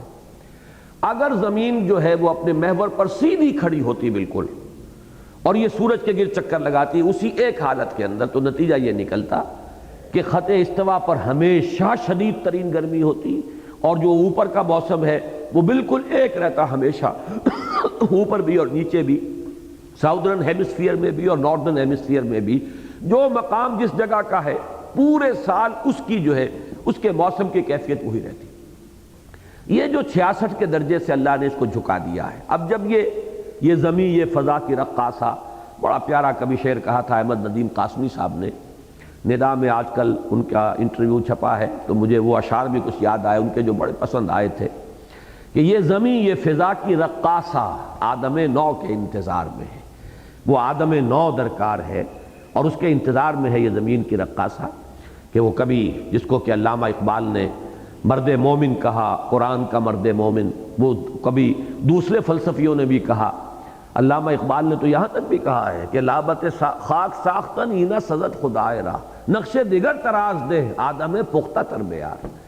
یہ ایک شاعرانہ انداز ہے کہ ذرا زیادہ پختہ آدم پیدا کر اے اللہ، یہ تو بہت کچا سا بنا دیا تو نے، مٹی کے وہ پتلے بنا دیے، ان میں تو دم خم نہیں ہے۔ یہ اصل میں فریاد ہے ابلیس کی، بہت پیاری نظم ہے یہ، کہ ایک آئیڈیا ہے کہ ابلیس فریاد کر رہا ہے شیطان کہ اللہ یہ تو نے کیا بنایا، میرا جوڑ کا بھی تو کوئی ہوتا جو مجھ سے مقابلہ کرتا، ابن آدم چیست یک مشت خسست، یہ آدم ہے کیا، ابن آدم یہ تو ایک جیسے مٹھی بھر گھاس ہوتی ہے سوکھی ہوئی، اور مشت خسرا یک شرار ازمن بسست، میری تو ایک چنگاری اس کو بھسم کر دیتی ہے۔ اور اس کے بعد بہت خوبصورت نظم ہے، جیسا کہ میں نے عرض کیا، اندری عالم اگر جز خس نبود ای قدر آتش مرا دادن چے سود، اگر اس جہان میں سوائے سوکھی گھاس کے کوئی اور شے ہے ہی نہیں جو میری ایک چنگاری سے بھسم ہو جاتی ہے، تو میرے اندر اتنی آگ کس لیے رکھی ہے، کیا مقصد ہے اس آگ کا؟ اور ختم ہوتی ہے یہ نظم، اے خدا یک مرد زندہ حق پرست، لذت شاید کے یابم در شکست، اے اللہ کوئی ایک تو ایسا مرد حق پرست ان انسانوں میں پیدا کر کہ جو مجھے شکست دے، مجھے بھی پچھاڑے، مجھے بھی تو کبھی لذت جو ہے پچھڑنے کی اور شکست کھانے کی لذت کا بھی تو تجربہ ہو۔ بہرحال یہ اپنی جگہ پر ہے، تو یہ زمین، یہ فضا کی رقاصہ آدم نو کے انتظار میں ہے۔ یہ زمین جب رقص کرتی ہوئی تو کبھی وہ ساؤدرن ہیمسفیئر قریب ہو جاتا ہے اور ناردرن جو ہے وہ پیچھے ہٹ جاتا ہے، یہ گویا کہ ہمارے ہاں سردی ہوگی اور جنوبی کرے کے اندر گرمی ہو جائے گی، کبھی یہ شمالی جو ہے نصف کرہ یہ قریب تر ہوتا ہے اور جنوبی دور ہو جاتا ہے، اب وہاں پر سردی ہوگی، ہمارے یہاں گرمی ہوگی۔ تو یہ موسموں کا تغیر و تبدل اور اسی کے ساتھ رات اور دن کا گھٹنا بڑھنا، یہ تقدیر خارجی ہے اللہ کی، اس سے بھی بہت سی مصلحتیں وابستہ ہیں، یہاں کا سارا نظام، فصلوں کا پکنا اور ان تمام چیزوں کا جو ہے ہواؤں کا چلنا، بارشوں کا برسنا، یہ سب چیزیں جو ہے وابستہ ہیں۔ لیکن تقدیر ایک باطنی بھی ہے، تفصیل سے گفتگو بعد میں کروں گا، کہ رات کی اپنی مصلحت ہے اور اصلاً وہ اسی کے لیے بنائی گئی ہے، دن کی اپنی مصلحت ہے اور اصلاً وہ اسی کے لیے بنایا گیا ہے۔ تو عالم علن تحصوہ واللہ یقدر اللیل والنہار، اللہ نے رات اور دن کے اندازے مقرر ٹھہرائے ہیں، کیے ہیں، وہی تقدیر جو ہے معین کرنے والا ہے رات اور دن کی، تقدیر خارجی بھی، تقدیر باطنی بھی۔ علم علن تحصوہ، اللہ کے علم میں ہے کہ تم اس کو نبھا نہیں سکو گے۔ ترجمے اس کے بھی دو کیے گئے ہیں، لن تطیقوہ، تم اس کی طاقت نہیں رکھتے کہ اس کو پورا کر سکو، یہ نصاب اتنا سخت کہ 2/3 یا آدھی شب یا 1/3 یا بہت ہی کم کیجئے 1/4 شب کھڑے رہنا، علم علن تحصوہ، اللہ کے علم میں ہے کہ تم اس کی پابندی نہیں کر سکو گے۔ احصاء کے معنی گنتی کرنے کے بھی ہیں، تو بعض حضرات کی رائے یہ ہوئی ہے کہ اس کا مطلب یہ ہے کہ تم اس کا حساب نہیں رکھ سکو گے۔ صحابہ کرام میں سے بعض کے بارے میں آتا ہے کہ وہ جب اس حکم پر عمل کرنے کا فیصلہ کر لیتے تھے، قم اللیل الا قلیلا نصفہ او انقص منہ قلیلا او زد علیہ ورتل القرآن ترتیلا، تو اولاً تو وہ سوتے ہی نہیں تھے، کیا پتہ سو گئے اور آنکھ دیر میں کھلے نہ کھلے تو اس حکم پر عمل ہونے سے رہ جائے گا۔ نمبر 2 یہ کہ وہ چونکہ ان کے پاس گھڑیاں نہیں تھی، کلاکس نہیں تھے، اندازہ مقرر کرنا اس کا جو ہے رات واقعتاً 2/3 ختم ہو گئی کہ نہیں 1/3 ہو گئی، آدھی ہو گئی، یہ بھی ان کے لیے محال تھا۔ جیسے کہ نماز کا جو نظام ہے، فرض نمازوں کا، اس کا نظام تو چونکہ سورج کے ساتھ ہے، سورج کا طلوع ہے، سورج کا غروب ہے، سورج کا نصف النہار ہے، اس کا تھوڑا سا لدلوک الشمس الی غسق اللیل، اب یہ تو تمام خارجی چیزیں ہیں کہ جن کا کہ ہر انسان کو مشاہدہ ہوتا ہے۔ اگرچہ ہمارے ہاں بہرحال جو ایک اختلاف ہے ظہر عصر کے بارے میں وہ اپنی جگہ پر ہے، لیکن یہ ہے کہ بہرحال یہ ایک مثل دو مثل والا معاملہ یہ سب بہت ہی آسان ہے، لیکن رات کا اندازہ کرنا یہ تو بہت مشکل کام ہے۔ تو ایک تو یہ رائے کی گئی ہے کہ یہ در حقیقت تحسوہو کے معنی یہ ہے کہ تم اس کا صحیح حساب نہیں رکھ سکو گے، یہ اللہ کے علم میں ہے، لیکن میرے نزدیک دوسری رائے زیادہ قوی ہے، لن تطیقوہ، تو کہ تم اس کی طاقت نہیں رکھتے ہو، یہ تمہارے حد امکان میں نہیں ہے۔ کیوں نہیں ہے؟ میں اس کے لیے اب ذرا آیات آج نوٹ کر کے لایا ہوں کہ یہ تقدیر باطنی جو ہے رات اور دن کی اس کو سمجھیے۔ تقدیر خارجی تو مقادیر ہے، رات کی تعداد، اس کی ساعتیں، دن کی ساعتیں، اس کی مقدار، اور تقدیر باطنی اس کی حکمت کیا ہے۔ یہ میں 8 آیتیں میں نے نوٹ کی ہیں کہ جن میں قرآن مجید بہت ہی تکرار کے ساتھ، اعادے کے ساتھ اور اہمیت کے ساتھ بیان کرتا ہے کہ رات اللہ تعالیٰ نے آرام کے لیے بنائی، دن اللہ تعالیٰ نے محنت کے لیے، بھاگ دوڑ کے لیے، معاشی جد و جہد کے لیے بنائی، اور یہ اللہ تعالیٰ کی عظیم آیات میں سے ہے، یہ اللہ تعالیٰ کی بڑی نشانیوں میں سے ہے، یہ اللہ کا بہت بڑا فضل ہے، یہ اللہ کا بہت بڑا کرم ہے۔ مثلا دیکھیے سورہ انعام کی آیت نمبر 96 میں فرمایا فالق الاصباح وجعل اللیل سکنا والشمس والقمر حسبانا ذالک تقدیر العزیز العلیم۔ وہی ہے اللہ کہ جو صبح کا نمودار کرنے والا ہے، رات کی تاریکی کا پردہ چاک کر کے اس نے رات کو سکون کا ذریعہ بنایا ہے، رات سکون بخش ہے، اور سورج اور چاند کو اس نے حساب کا ذریعہ بنایا ہے، اور یہ اللہ تعالیٰ کی طرف سے اس کی تقدیر ہے، ذالک تقدیر العزیز العلیم۔ یہ آیہ مبارکہ سورہ یاسین میں بھی آئی ہے، ذالک تقدیر العزیز العلیم۔ یہ کوئی ایسا کچا نظام نہیں ہے، یہ کسی اناڑی کا بنایا ہوا نظام نہیں ہے، یہ تقدیر، یہ اندازے جو بنائے گئے ہیں بہت مبنی بر حکمت ہے، اور ایک ہستی نے بنایا ہے، وہ ایسی ہستی نے کہ جو العزیز ہے، زبردست ہے، اور علیم ہے، سب کچھ جاننے والی ہستی ہے، اس کا بنایا ہوا نظام۔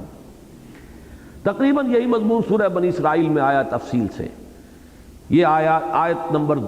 12 ہے، وَجَعَلْنَا اللَّيْلَ وَالنَّهَارَ آیَتَيْنِ فَمَحَوْنَا آیَةَ اللَّيْلِ وَجَعَلْنَا آیَةَ النَّهَارِ مُبْصِرَةً لِتَبْتَغُوا فَضْلًا مِّن رَّبِّكُمْ وَلِتَعْلَمُوا عَدَدَ السِّنِينَ وَالْحِسَابَ وَكُلَّ شَيْءٍ فَصَّلْنَاهُ تَفْصِيلًا۔ ہم نے رات اور دن کو اپنی 2 عظیم نشانیاں بنایا ہے، تو ہم نے رات کو تو، رات والی نشانی کو تو بے نور کر دیا ہے، مٹا دیا ہے، اس کے اوپر جیسے کسی شے پر سیاہی پھیر دی جائے تو اب کچھ نظر نہیں آ رہا نیچے کیا لکھا ہوا تھا، وہ سیاہی کا پردہ جو محونا آیت اللیل وجعلنا آیت النہار مبصرۃ لتبتغوا فضلا من ربکم ولتعلموا عدد السنین والحساب، اور ہم نے دن والی نشانی کو جو ہے روشن بنایا ہے، مبصرۃ بنایا ہے، تاکہ تم اپنا فضل بھی تلاش کرو اپنے رب کا، اور تمہارا سالوں کا حساب جو ہے وہ بھی اسی کے ذریعے سے معین ہوتا چلا جائے۔ سورۃ القصص کی آیت نمبر 73 ہے، وَمِن رَحْمَتِهِ جَعَلَ لَكُمُ اللَّيْلَ وَالنَّهَارَ لِتَسْكُنُوا فِيهِ وَلِتَبْتَغُوا مِن فَضْلِهِ وَلَعَلَّكُمْ تَشْكُرُونَ۔ یہ تو اللہ تعالیٰ کی رحمت ہے، یہ اس کی رحمت کا مظہر ہے کہ اس نے تمہارے لیے رات اور دن علیحدہ علیحدہ بنا دیے۔ رات کا کام کیا ہے؟ لِتَسْكُنُوا فِيهِ، تاکہ تم اس میں سکون پکڑو، سکون حاصل کرو، وَلِتَبْتَغُوا مِن فَضْلِهِ، اور دن کا کام کیا ہے کہ اس میں تم اللہ کا فضل تلاش کرو، وَلَعَلَّكُمْ تَشْكُرُونَ، اور تاکہ تم شکر کرو، تمہیں اللہ کی نعمتوں کا اندازہ ہو کہ اس نے تمہاری ضرورتوں کا کتنا لحاظ رکھا۔ ایک جگہ یہی مضمون آیا ہے ایک منفی انداز میں کہ تم نے کبھی غور کیا اگر اللہ ہمیشہ کے لیے رات ہی بنا دیتا یا ہمیشہ کے لیے دن ہی بنا دیتا تو کیا تمہاری زندگی کا یہ نظام چل سکتا تھا؟ سرمدن، اگر وہ سرمد رات ہوتی یا سرمد دن ہوتا تو کیا تمہارا یہ نظام چل سکتا تھا؟ تو ہم نے جو یہ بنایا ہے اس کے اندر حکمت ہے۔ تو ان 3 آیات کا سورہ انعام کی 96، سورہ بنی اسرائیل کی 12 اور سورۃ القصص کی 73ویں آیت جو ہے ان کا مضمون تقریباً ایک ہے۔ اب 3 ہی آیتیں ہیں، ان کا مضمون دیکھیے، اور اس میں تو بہت قرب بھی ہے، اس میں بہت زور ہے کہ رات اصل میں سکون کا ذریعہ ہے، تسکین کے حصول کا ذریعہ ہے۔ سورہ یونس کی آیت نمبر 67 ہے، هو الذی جعل لکم اللیل لتسکنوا فیہ والنہار مبصرا، اور وہی ہے کہ جس نے تمہارے لیے رات کو بنا دیا ہے کہ اس میں تم سکون حاصل کرو، اور رات کو اور دن کو بنا دیا ہے روشن۔ یہی مضمون سورۃ النمل کی آیت نمبر 86 میں آیا ہے، الم یروا انا جعلنا اللیل لیسکنوا فیہ والنہار مبصرا۔ فرق صرف یہ کہ لتسکنوا اور یہاں ہے لیسکنوا۔ کیا انہوں نے غور نہیں کیا، سوچا نہیں ہماری نشانیوں پر، ہماری آیات پر؟ الم یروا انا جعلنا اللیل لیسکنوا، ہم نے رات کو بنا دیا ہے تاکہ یہ سکون حاصل کرے، اور ہم نے دن کو بنا دیا ہے روشن۔ یہی مضمون سورۃ المومن میں آیا ہے آیت نمبر 61، اللہ الذی جعل لکم اللیل لتسکنوا فیہ والنہار مبصرا، اور ہم نے تمہارے لیے رات کو بنا دیا ہے تاکہ اس میں سکون حاصل کرو، اور دن کو بنا دیا روشن۔ یہ تینوں آیتیں تقریباً ہم مضمون ہیں۔ تو معلوم یہ ہوا کہ دن اور رات کی یہ تقدیر ہے اللہ کی، وہ تقدیر ظاہری ہی نہیں ہے صرف جو مقادیر سے، مقادیر جو ہے وہ کتنی لمبی رات اور کتنا لمبا دن اور کتنی اس کی گھنٹے اور منٹ پر رات مشتمل ہے اور کتنے گھنٹوں اور منٹوں پر دن مشتمل ہے، وہ اپنی جگہ پر ہے، اس کا بھی بڑا اہم اس کا نظام، اس کی حکمت ہے۔ یہ خارجی اور مادی نظام اسی کے ساتھ وابستہ ہے، ہواؤں کا چلنا اور موسم کا بدلنا اور اس کے ساتھ فصلوں کا پکنا، یہ ساری چیزیں اسی کے ساتھ وابستہ ہے۔ لیکن یہ کہ یہ جو باطنی نظام ہے یہ بھی اسی کی تقدیر ہے، اس کے اندر حکمت ہے، مصلحت ہے، غرض و غایت ہے۔ اب دو آیتیں اور نوٹ کر لیجئے، سورۃ النبا، یہ تو سبھی حضرات کو یاد ہوں گی، آیات 9 تا 11، وَجَعَلْنَا نَوْمَكُمْ سُبَاتًا وَجَعَلْنَا اللَّيْلَ لِبَاسًا وَجَعَلْنَا النَّهَارَ مَعَاشًا۔ اللہ تعالیٰ اپنی نشانیاں جو گنوا رہا ہے سورہ نبا میں، سورہ عما یتساءلون جسے عام طور پر کہا جاتا ہے، شروع ہوتی ہے، ان میں یہ تین نشانیاں یہ بھی، ہم نے تمہارے لیے نیند کو سبات بنایا ہے۔ سبات کے معنی ہے وہ شے کہ جو انسان کی تکان اور کلفت کو دور کر دے، یعنی دن کی تکان، دن کی بھاگ دوڑ، دن میں کلفتیں بھی ہوتی ہیں، کسی نے کچھ کہہ دیا ہے اس کا طبیعت پر اثر ہے، کوئی حادثہ پیش آ گیا ہے طبیعت پر اس کا ملال ہے، کوئی نقصان ہو گیا ہے طبیعت پر اس کا اثر ہے، یہ تمام چیزیں جو ہیں انسان کے اوپر اثر انداز ہوتی ہیں۔ تو کلفت اور تکان، بھاگ دوڑ، در حقیقت اس کو دور کرنے کا ہم نے بہت بڑا ذریعہ بنایا ہے تمہارے لیے نیند کو۔ وَجَعَلْنَا نَوْمَكُمْ سُبَاتًا وَجَعَلْنَا اللَّيْلَ لِبَاسًا وَجَعَلْنَا النَّهَارَ مَعَاشًا۔ اور اسی طرح سورۃ الفرقان کی آیت نمبر 47 ہے، هُوَ الَّذِي جَعَلَ لَكُمُ اللَّيْلَ لِبَاسًا وَالنَّوْمَ سُبَاتًا۔ اللہ تعالیٰ نے تمہارے لیے نیند کو دافع کلفت اور دافع تکان بنا دیا ہے، اور رات کو تمہارے لیے لباس بنا دیا ہے۔ یہ گویا کہ جیسے کہ ہم لباس جو ہے پہن لیتے ہیں تو جسم جو ہے وہ ڈھک جاتا ہے، اسی طریقے سے یہ رات کی چادر ہے کہ جو تن جاتی ہے اور ہر شے جو ہے اس چادر کے نیچے چھپ جاتی ہے، ہم نے لباس بنایا تمہارے لیے، اور نیند کو بنایا ہے سباتا کہ وہ تمہارے لیے تمہاری دن کی مشقت اور محنت، اس کے اثرات کو زائل کرنے والی اور کلفتوں کے تاثر کو ختم کرنے والی۔ یہ ہے وہ حکمت باطنی اور یہ ہے وہ تقدیر باطنی۔ تو علم ان لن تحصوہ سے پہلے جو فرمایا واللہ یقدر اللیل والنہار، اس میں صرف ایک ہی تقدیر سامنے نہیں رکھنی چاہیے، لیکن چونکہ اکثر حضرات نے صرف ان روایات کے پیش نظر یہ مفہوم لیا ہے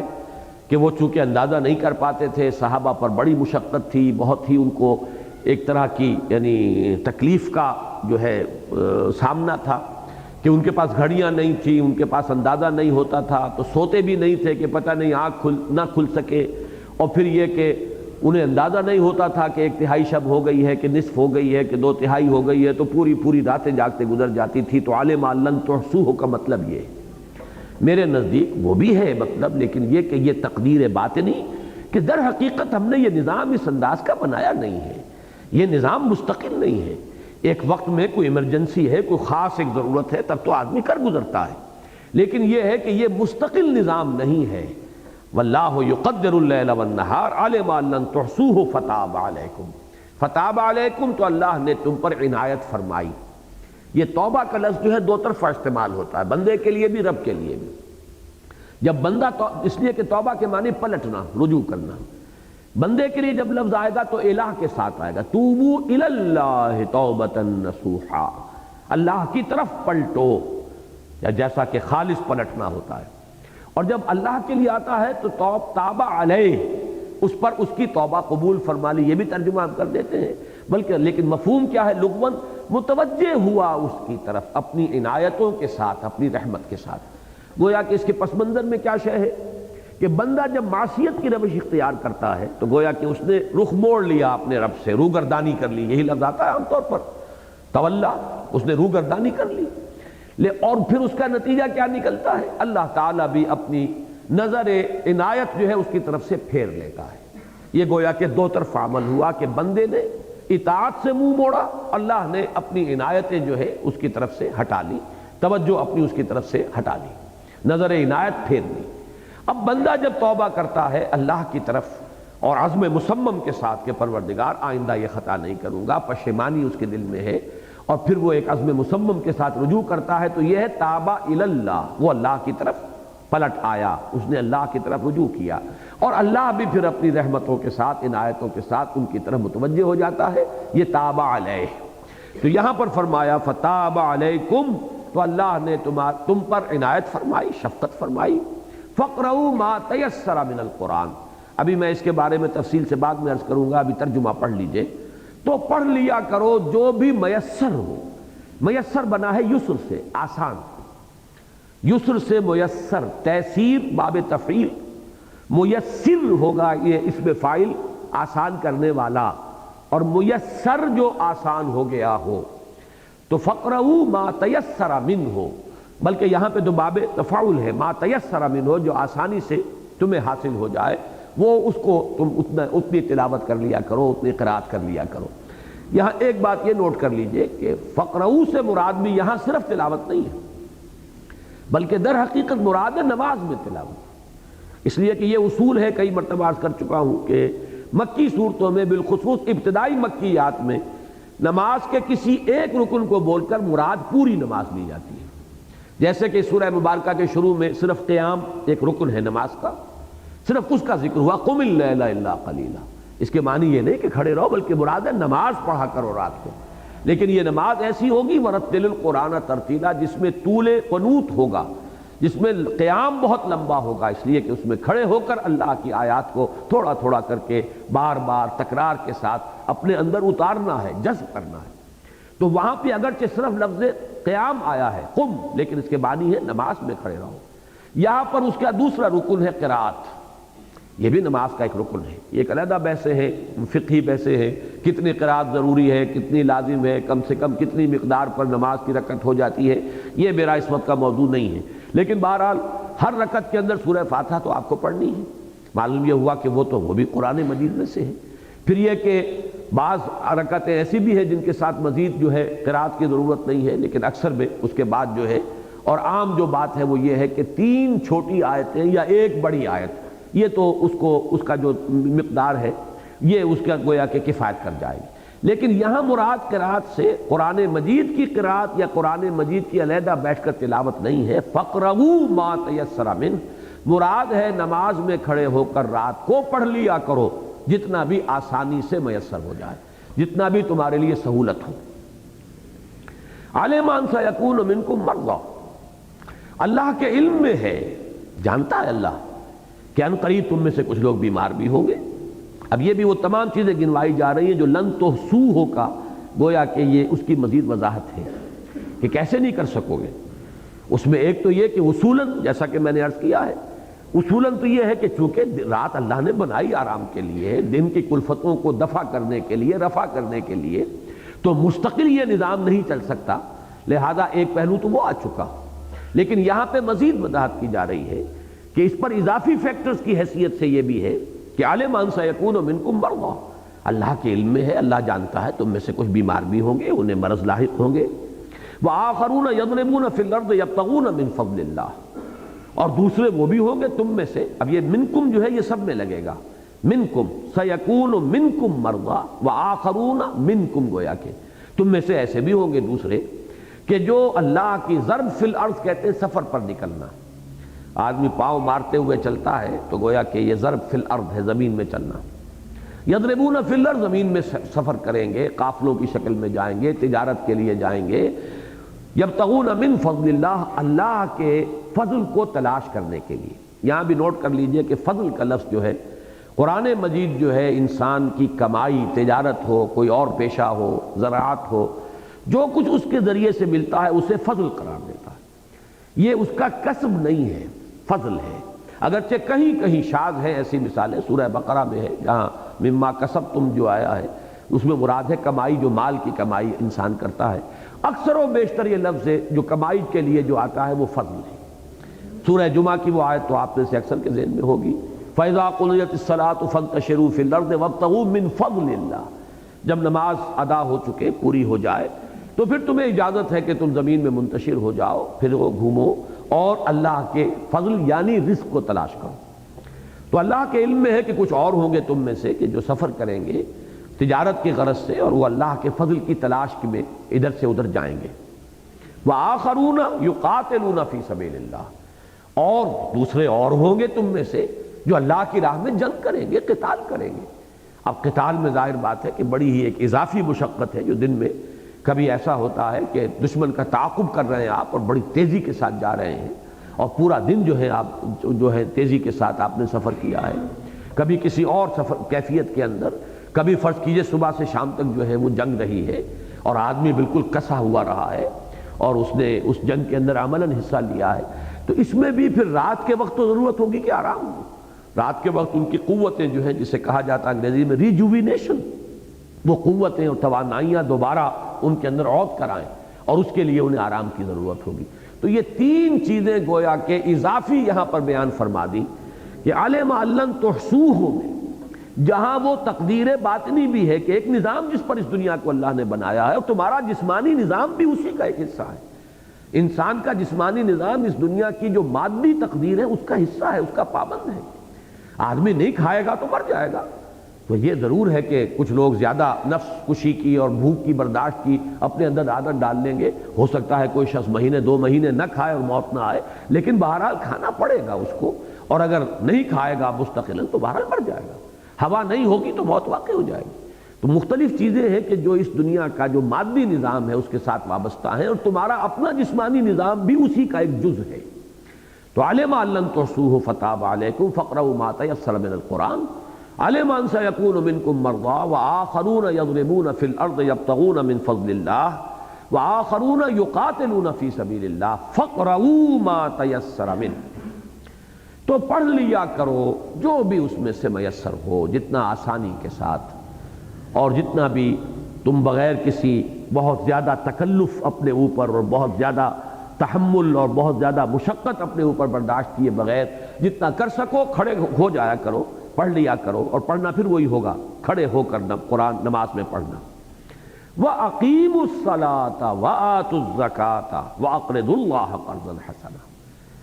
اور نماز قائم کرو اور زکوٰۃ ادا کرو اور اللہ کو قرض حسنہ دو۔ قرض حسنہ جو ہے یہ چونکہ مدنی صورتوں میں بڑی تفصیل کے ساتھ یہ مضمون آ چکا ہے، خصوصاً سورہ حدیث سے لے کر سورہ الحدید جو ہے اس سے لے کر اور سورہ تغابن تک یہ مضمون جو ہے بہت ہی تکرار کے ساتھ آیا ہے کہ ایک ہے انسانوں کی میں سے جو محتاج ہیں، غریب ہیں، یتیم ہیں، مسکین ہیں، بیوائیں ہیں، ان کی مدد پر، اور مسافر ہیں، سائل ہیں، ان کی ضرورتیں پوری کرنے کے لیے خرچ کرنا، یہ ہے صدقہ۔ اور زکوٰۃ کا بھی اصل مصرف یہی ہے۔ اصل کہہ رہا ہوں اس لیے کہ اس میں بھی ایک مد ہے فی سبیل اللہ کی، لہذا اس کی گنجائش موجود ہے، لیکن یہ کہ اس کی اکثر مدیں وہی ہیں کہ محتاج، غریب، یہ جو ہے مساکین، ان کے لیے۔ اس کے لیے 2 الفاظ ذہن میں رکھیے، صدقہ اور زکوٰۃ۔ اور زکوٰۃ کے لیے بھی جو وہ آئی ہے آیت سورہ توبہ میں، وہ لفظ صدقات یا انما الصدقات للفقراء والمساکین، تو وہ در حقیقت صدقہ اور زکوٰۃ ایک ہی شے ہے۔ لیکن جہاں اللہ تعالیٰ کے دین کے لیے خرچ کرنا ہو، اس کے لیے 2 الفاظ آتے ہیں، انفاق فی سبیل اللہ یا اللہ کو قرض حسنہ دینا۔ اللہ کو قرض حسنہ اس لیے کہ دین اس کا ہے، اس کا بول بالا کرنے کے لیے خرچ کر رہے ہیں، اس کے دین کو پھیلانے کے لیے خرچ کر رہے ہیں، دین اس کا ہے، دین اللہ ہے یہ، لہذا جو کچھ بھی اس کے لیے خرچ کیا جا رہا ہے وہ تو گویا کہ ذاتی طور پر اللہ کے ذمے قرض حسنہ ہے۔ یہ اللہ تعالیٰ نے، حالانکہ اسی کا دیا ہوا مال، اسی کی دی ہوئی شے، اسی کی دی ہوئی دولت، لیکن جیسے میں مثال دیا کرتا ہوں کہ آپ اپنے کسی چھوٹے سے بچے کے ساتھ معاملہ کرتے ہیں کہ اسے کچھ دے کر کہتے ہیں ہمیں دیجئے، دیکھتے ہیں اس کا دل، یہ ایک طرح کا شغل ہے آپ کا، وہ بچہ دیتا ہے کہ نہیں دیتا۔ اسی طرح اللہ نے دیا ہوا لیکن مانگتا ہے، اقرض اللہ قرضا حسنا، دو اللہ کو قرض حسنا۔ اب دیکھنا ہے کہ تمہارا دل کیسا ہے، کتنا ہے، اللہ کو دے سکتے ہو کہ نہیں۔ ایک کیفیت وہ بھی ہے کہ جان دی ہوئی اسی کی تھی، حق تو یہ ہے کہ حق ادا نہ ہوا۔ جان دے کر بھی آدمی یہ سمجھتا ہے کہ میں نے کیا تیر مارا، اسی کی دی ہوئی جان تھی، اسی کو دے دی، تو اس میں کون سا میں نے احسان کیا اور کون سا بڑا تیر مارا ہے۔ بہرحال اقرض اللہ قرضا حسنا جو ہے یہ خاص طور پر دین کے لیے، اللہ کے دین کی تبلیغ، اللہ کے دین کی اشاعت، اللہ کے دین کی اقامت، اللہ کے دین کے غلبے کی جد و جہد میں مال خرچ کرنا۔ وما تقدموا لانفسکم من خیر، اور مطمئن رہو جو کچھ بھی تم آگے بھیج دو گے اپنی جانوں کے لیے خیر میں سے، یہاں یہ خیر دولت کے لیے ہے۔ قرآن مجید میں بار بار یہ آیا انہ لحب الخیر لشدید، انسان دولت کی محبت میں بہت شدید ہے، تو اس کو خیر، چونکہ دنیا اسی کو خیر سمجھتی ہے۔ قرآن مجید نے جس حقیقت کو واضح کیا وہ یہ کہ خیر تو قرآن ہے، ہوا خیر مما یجمعون، یہ کہیں بہتر ہے اور خیر ہے ان چیزوں سے جنہیں وہ جمع کر رہے ہیں، لیکن یہ کہ عام انسانوں کا جو تصور جو ہے انہ لحب الخیر لشدید، یہ انسان جو ہے یہ دولت کی محبت میں بہت شدید ہے۔ تو اپنی دولت میں سے جو بھی تقدیم کر دو گے، تقدیم آگے بڑھانا یعنی اپنی زندگی میں، جیسے کہ ایک حدیث میں آتا ہے صدقہ اور انفاق اللہ کے ہاں وہی قبول ہے اور اسی کا درجہ ہے جو انسان اس وقت دیتا ہے جبکہ وہ صحت مند ہو اور زندگی کا ابھی امیدوار ہو کہ مجھے جینا ہے۔ مرتے وقت تو ہر شخص چاہے گا کہ سب اللہ کی راہ میں دے دے، وہ صدقہ جو اللہ کے ہاں قبول نہیں ہے۔ جیسے سورہ منافقون کی آیت جو ہے دوسرے رکوع میں فرمایا گیا ہے کہ وَأَنفِقُوا مِمَّا رَزَقْنَاكُم مِّن قَبْلِ أَن يَأْتِيَ أَحَدَكُمُ الْمَوْتُ فَيَقُولَ رَبِّ لَوْلَا أَخَّرْتَنِي إِلَىٰ أَجَلٍ قَرِيبٍ فَأَصَّدَّقَ وَأَكُن مِّنَ الصَّالِحِينَ وَلَن يُؤَخِّرَ اللَّهُ نَفْسًا إِذَا جَاءَ أَجَلُهَا وَاللَّهُ خَبِيرٌ بِمَا تَعْمَلُونَ۔ اس وقت تو آدمی چاہے گا کہ سب کچھ دے دے، لیکن اس وقت کا دینا جو ہے وہ اللہ کے ہاں معتبر اور مقبول نہیں ہے جبکہ ابھی صحت مند ہے آدمی اور زندگی کی امید ہے اور زندہ رہنے کا امیدوار ہے، تب اگر دیتا ہے تو یہ گویا کہ تقدیم ہے، اپنے سے آگے بھیج رہا ہے۔ یہ وہی مضمون ہے جو حضرت عائشہ کے اس روایت میں اور واقعے میں آتا ہے رضی اللہ تعالی عنہ کہ بکری ذبح ہوئی گھر میں، سارا گوشت انہوں نے تقسیم کر دیا سوائے ایک دستی کے کہ حضور کو دستی کا گوشت پسند تھا، مرغوب تھا، وہ رکھ لی گئی۔ حضور گھر میں تشریف لائے، پوچھا ما بقی منہا، وہ بکری ذبح ہوئی تھی اس میں سے کیا بچا؟ اب انہوں نے سمجھا یہ عام انداز میں جو سوال ہوتا ہے ویسے سوال ہے، جواب دیا ما بقی منہا الا کتفھا، کچھ نہیں بچا اس میں سے سوائے اس کی ایک دستی کے، ایک شانہ ہے جو ہم نے بچایا۔ اب آپ نے فرمایا بقی کلھا الا کتفھا، کل بکری بچ گئی جو اللہ کی راہ میں دے دی گئی، وہ بچت ہے، وہ تو ڈپازٹ ہو گیا اللہ کے بینک میں ہمیشہ کے لیے، تو یہ ہے در حقیقت بچت۔ تو فرمایا کہ بقی کلھا الا کتفھا، سوائے اس دستی کے جو ہم کھا لیں گے، کنزیوم کر لیں گے، یہ تو کنزمپشن ختم ہوئی، البتہ جو اللہ کی راہ میں دیا گیا ہے وہ ہے در حقیقت بچت۔ تو فرمایا وما تقدموا لانفسکم من خیر، جو بھی تم مال اپنی جان کے لیے، اپنے بھلے کے لیے یہ آدمی بھیج رہا ہے۔ جیسے میں مثال دیا کرتا ہوں کہ کسی کو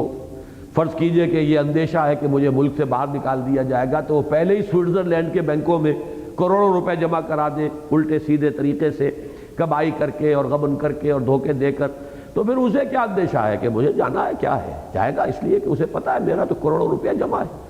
جس غریب کا کچھ ہے نہیں باہر، اس کو اگر حکم لیا جائے اور اس کے لیے پوزیشن ایسی آ جائے کہ ملک چھوڑنا پڑے تو اس کے تو جو ہے وہ جان کانپے گی۔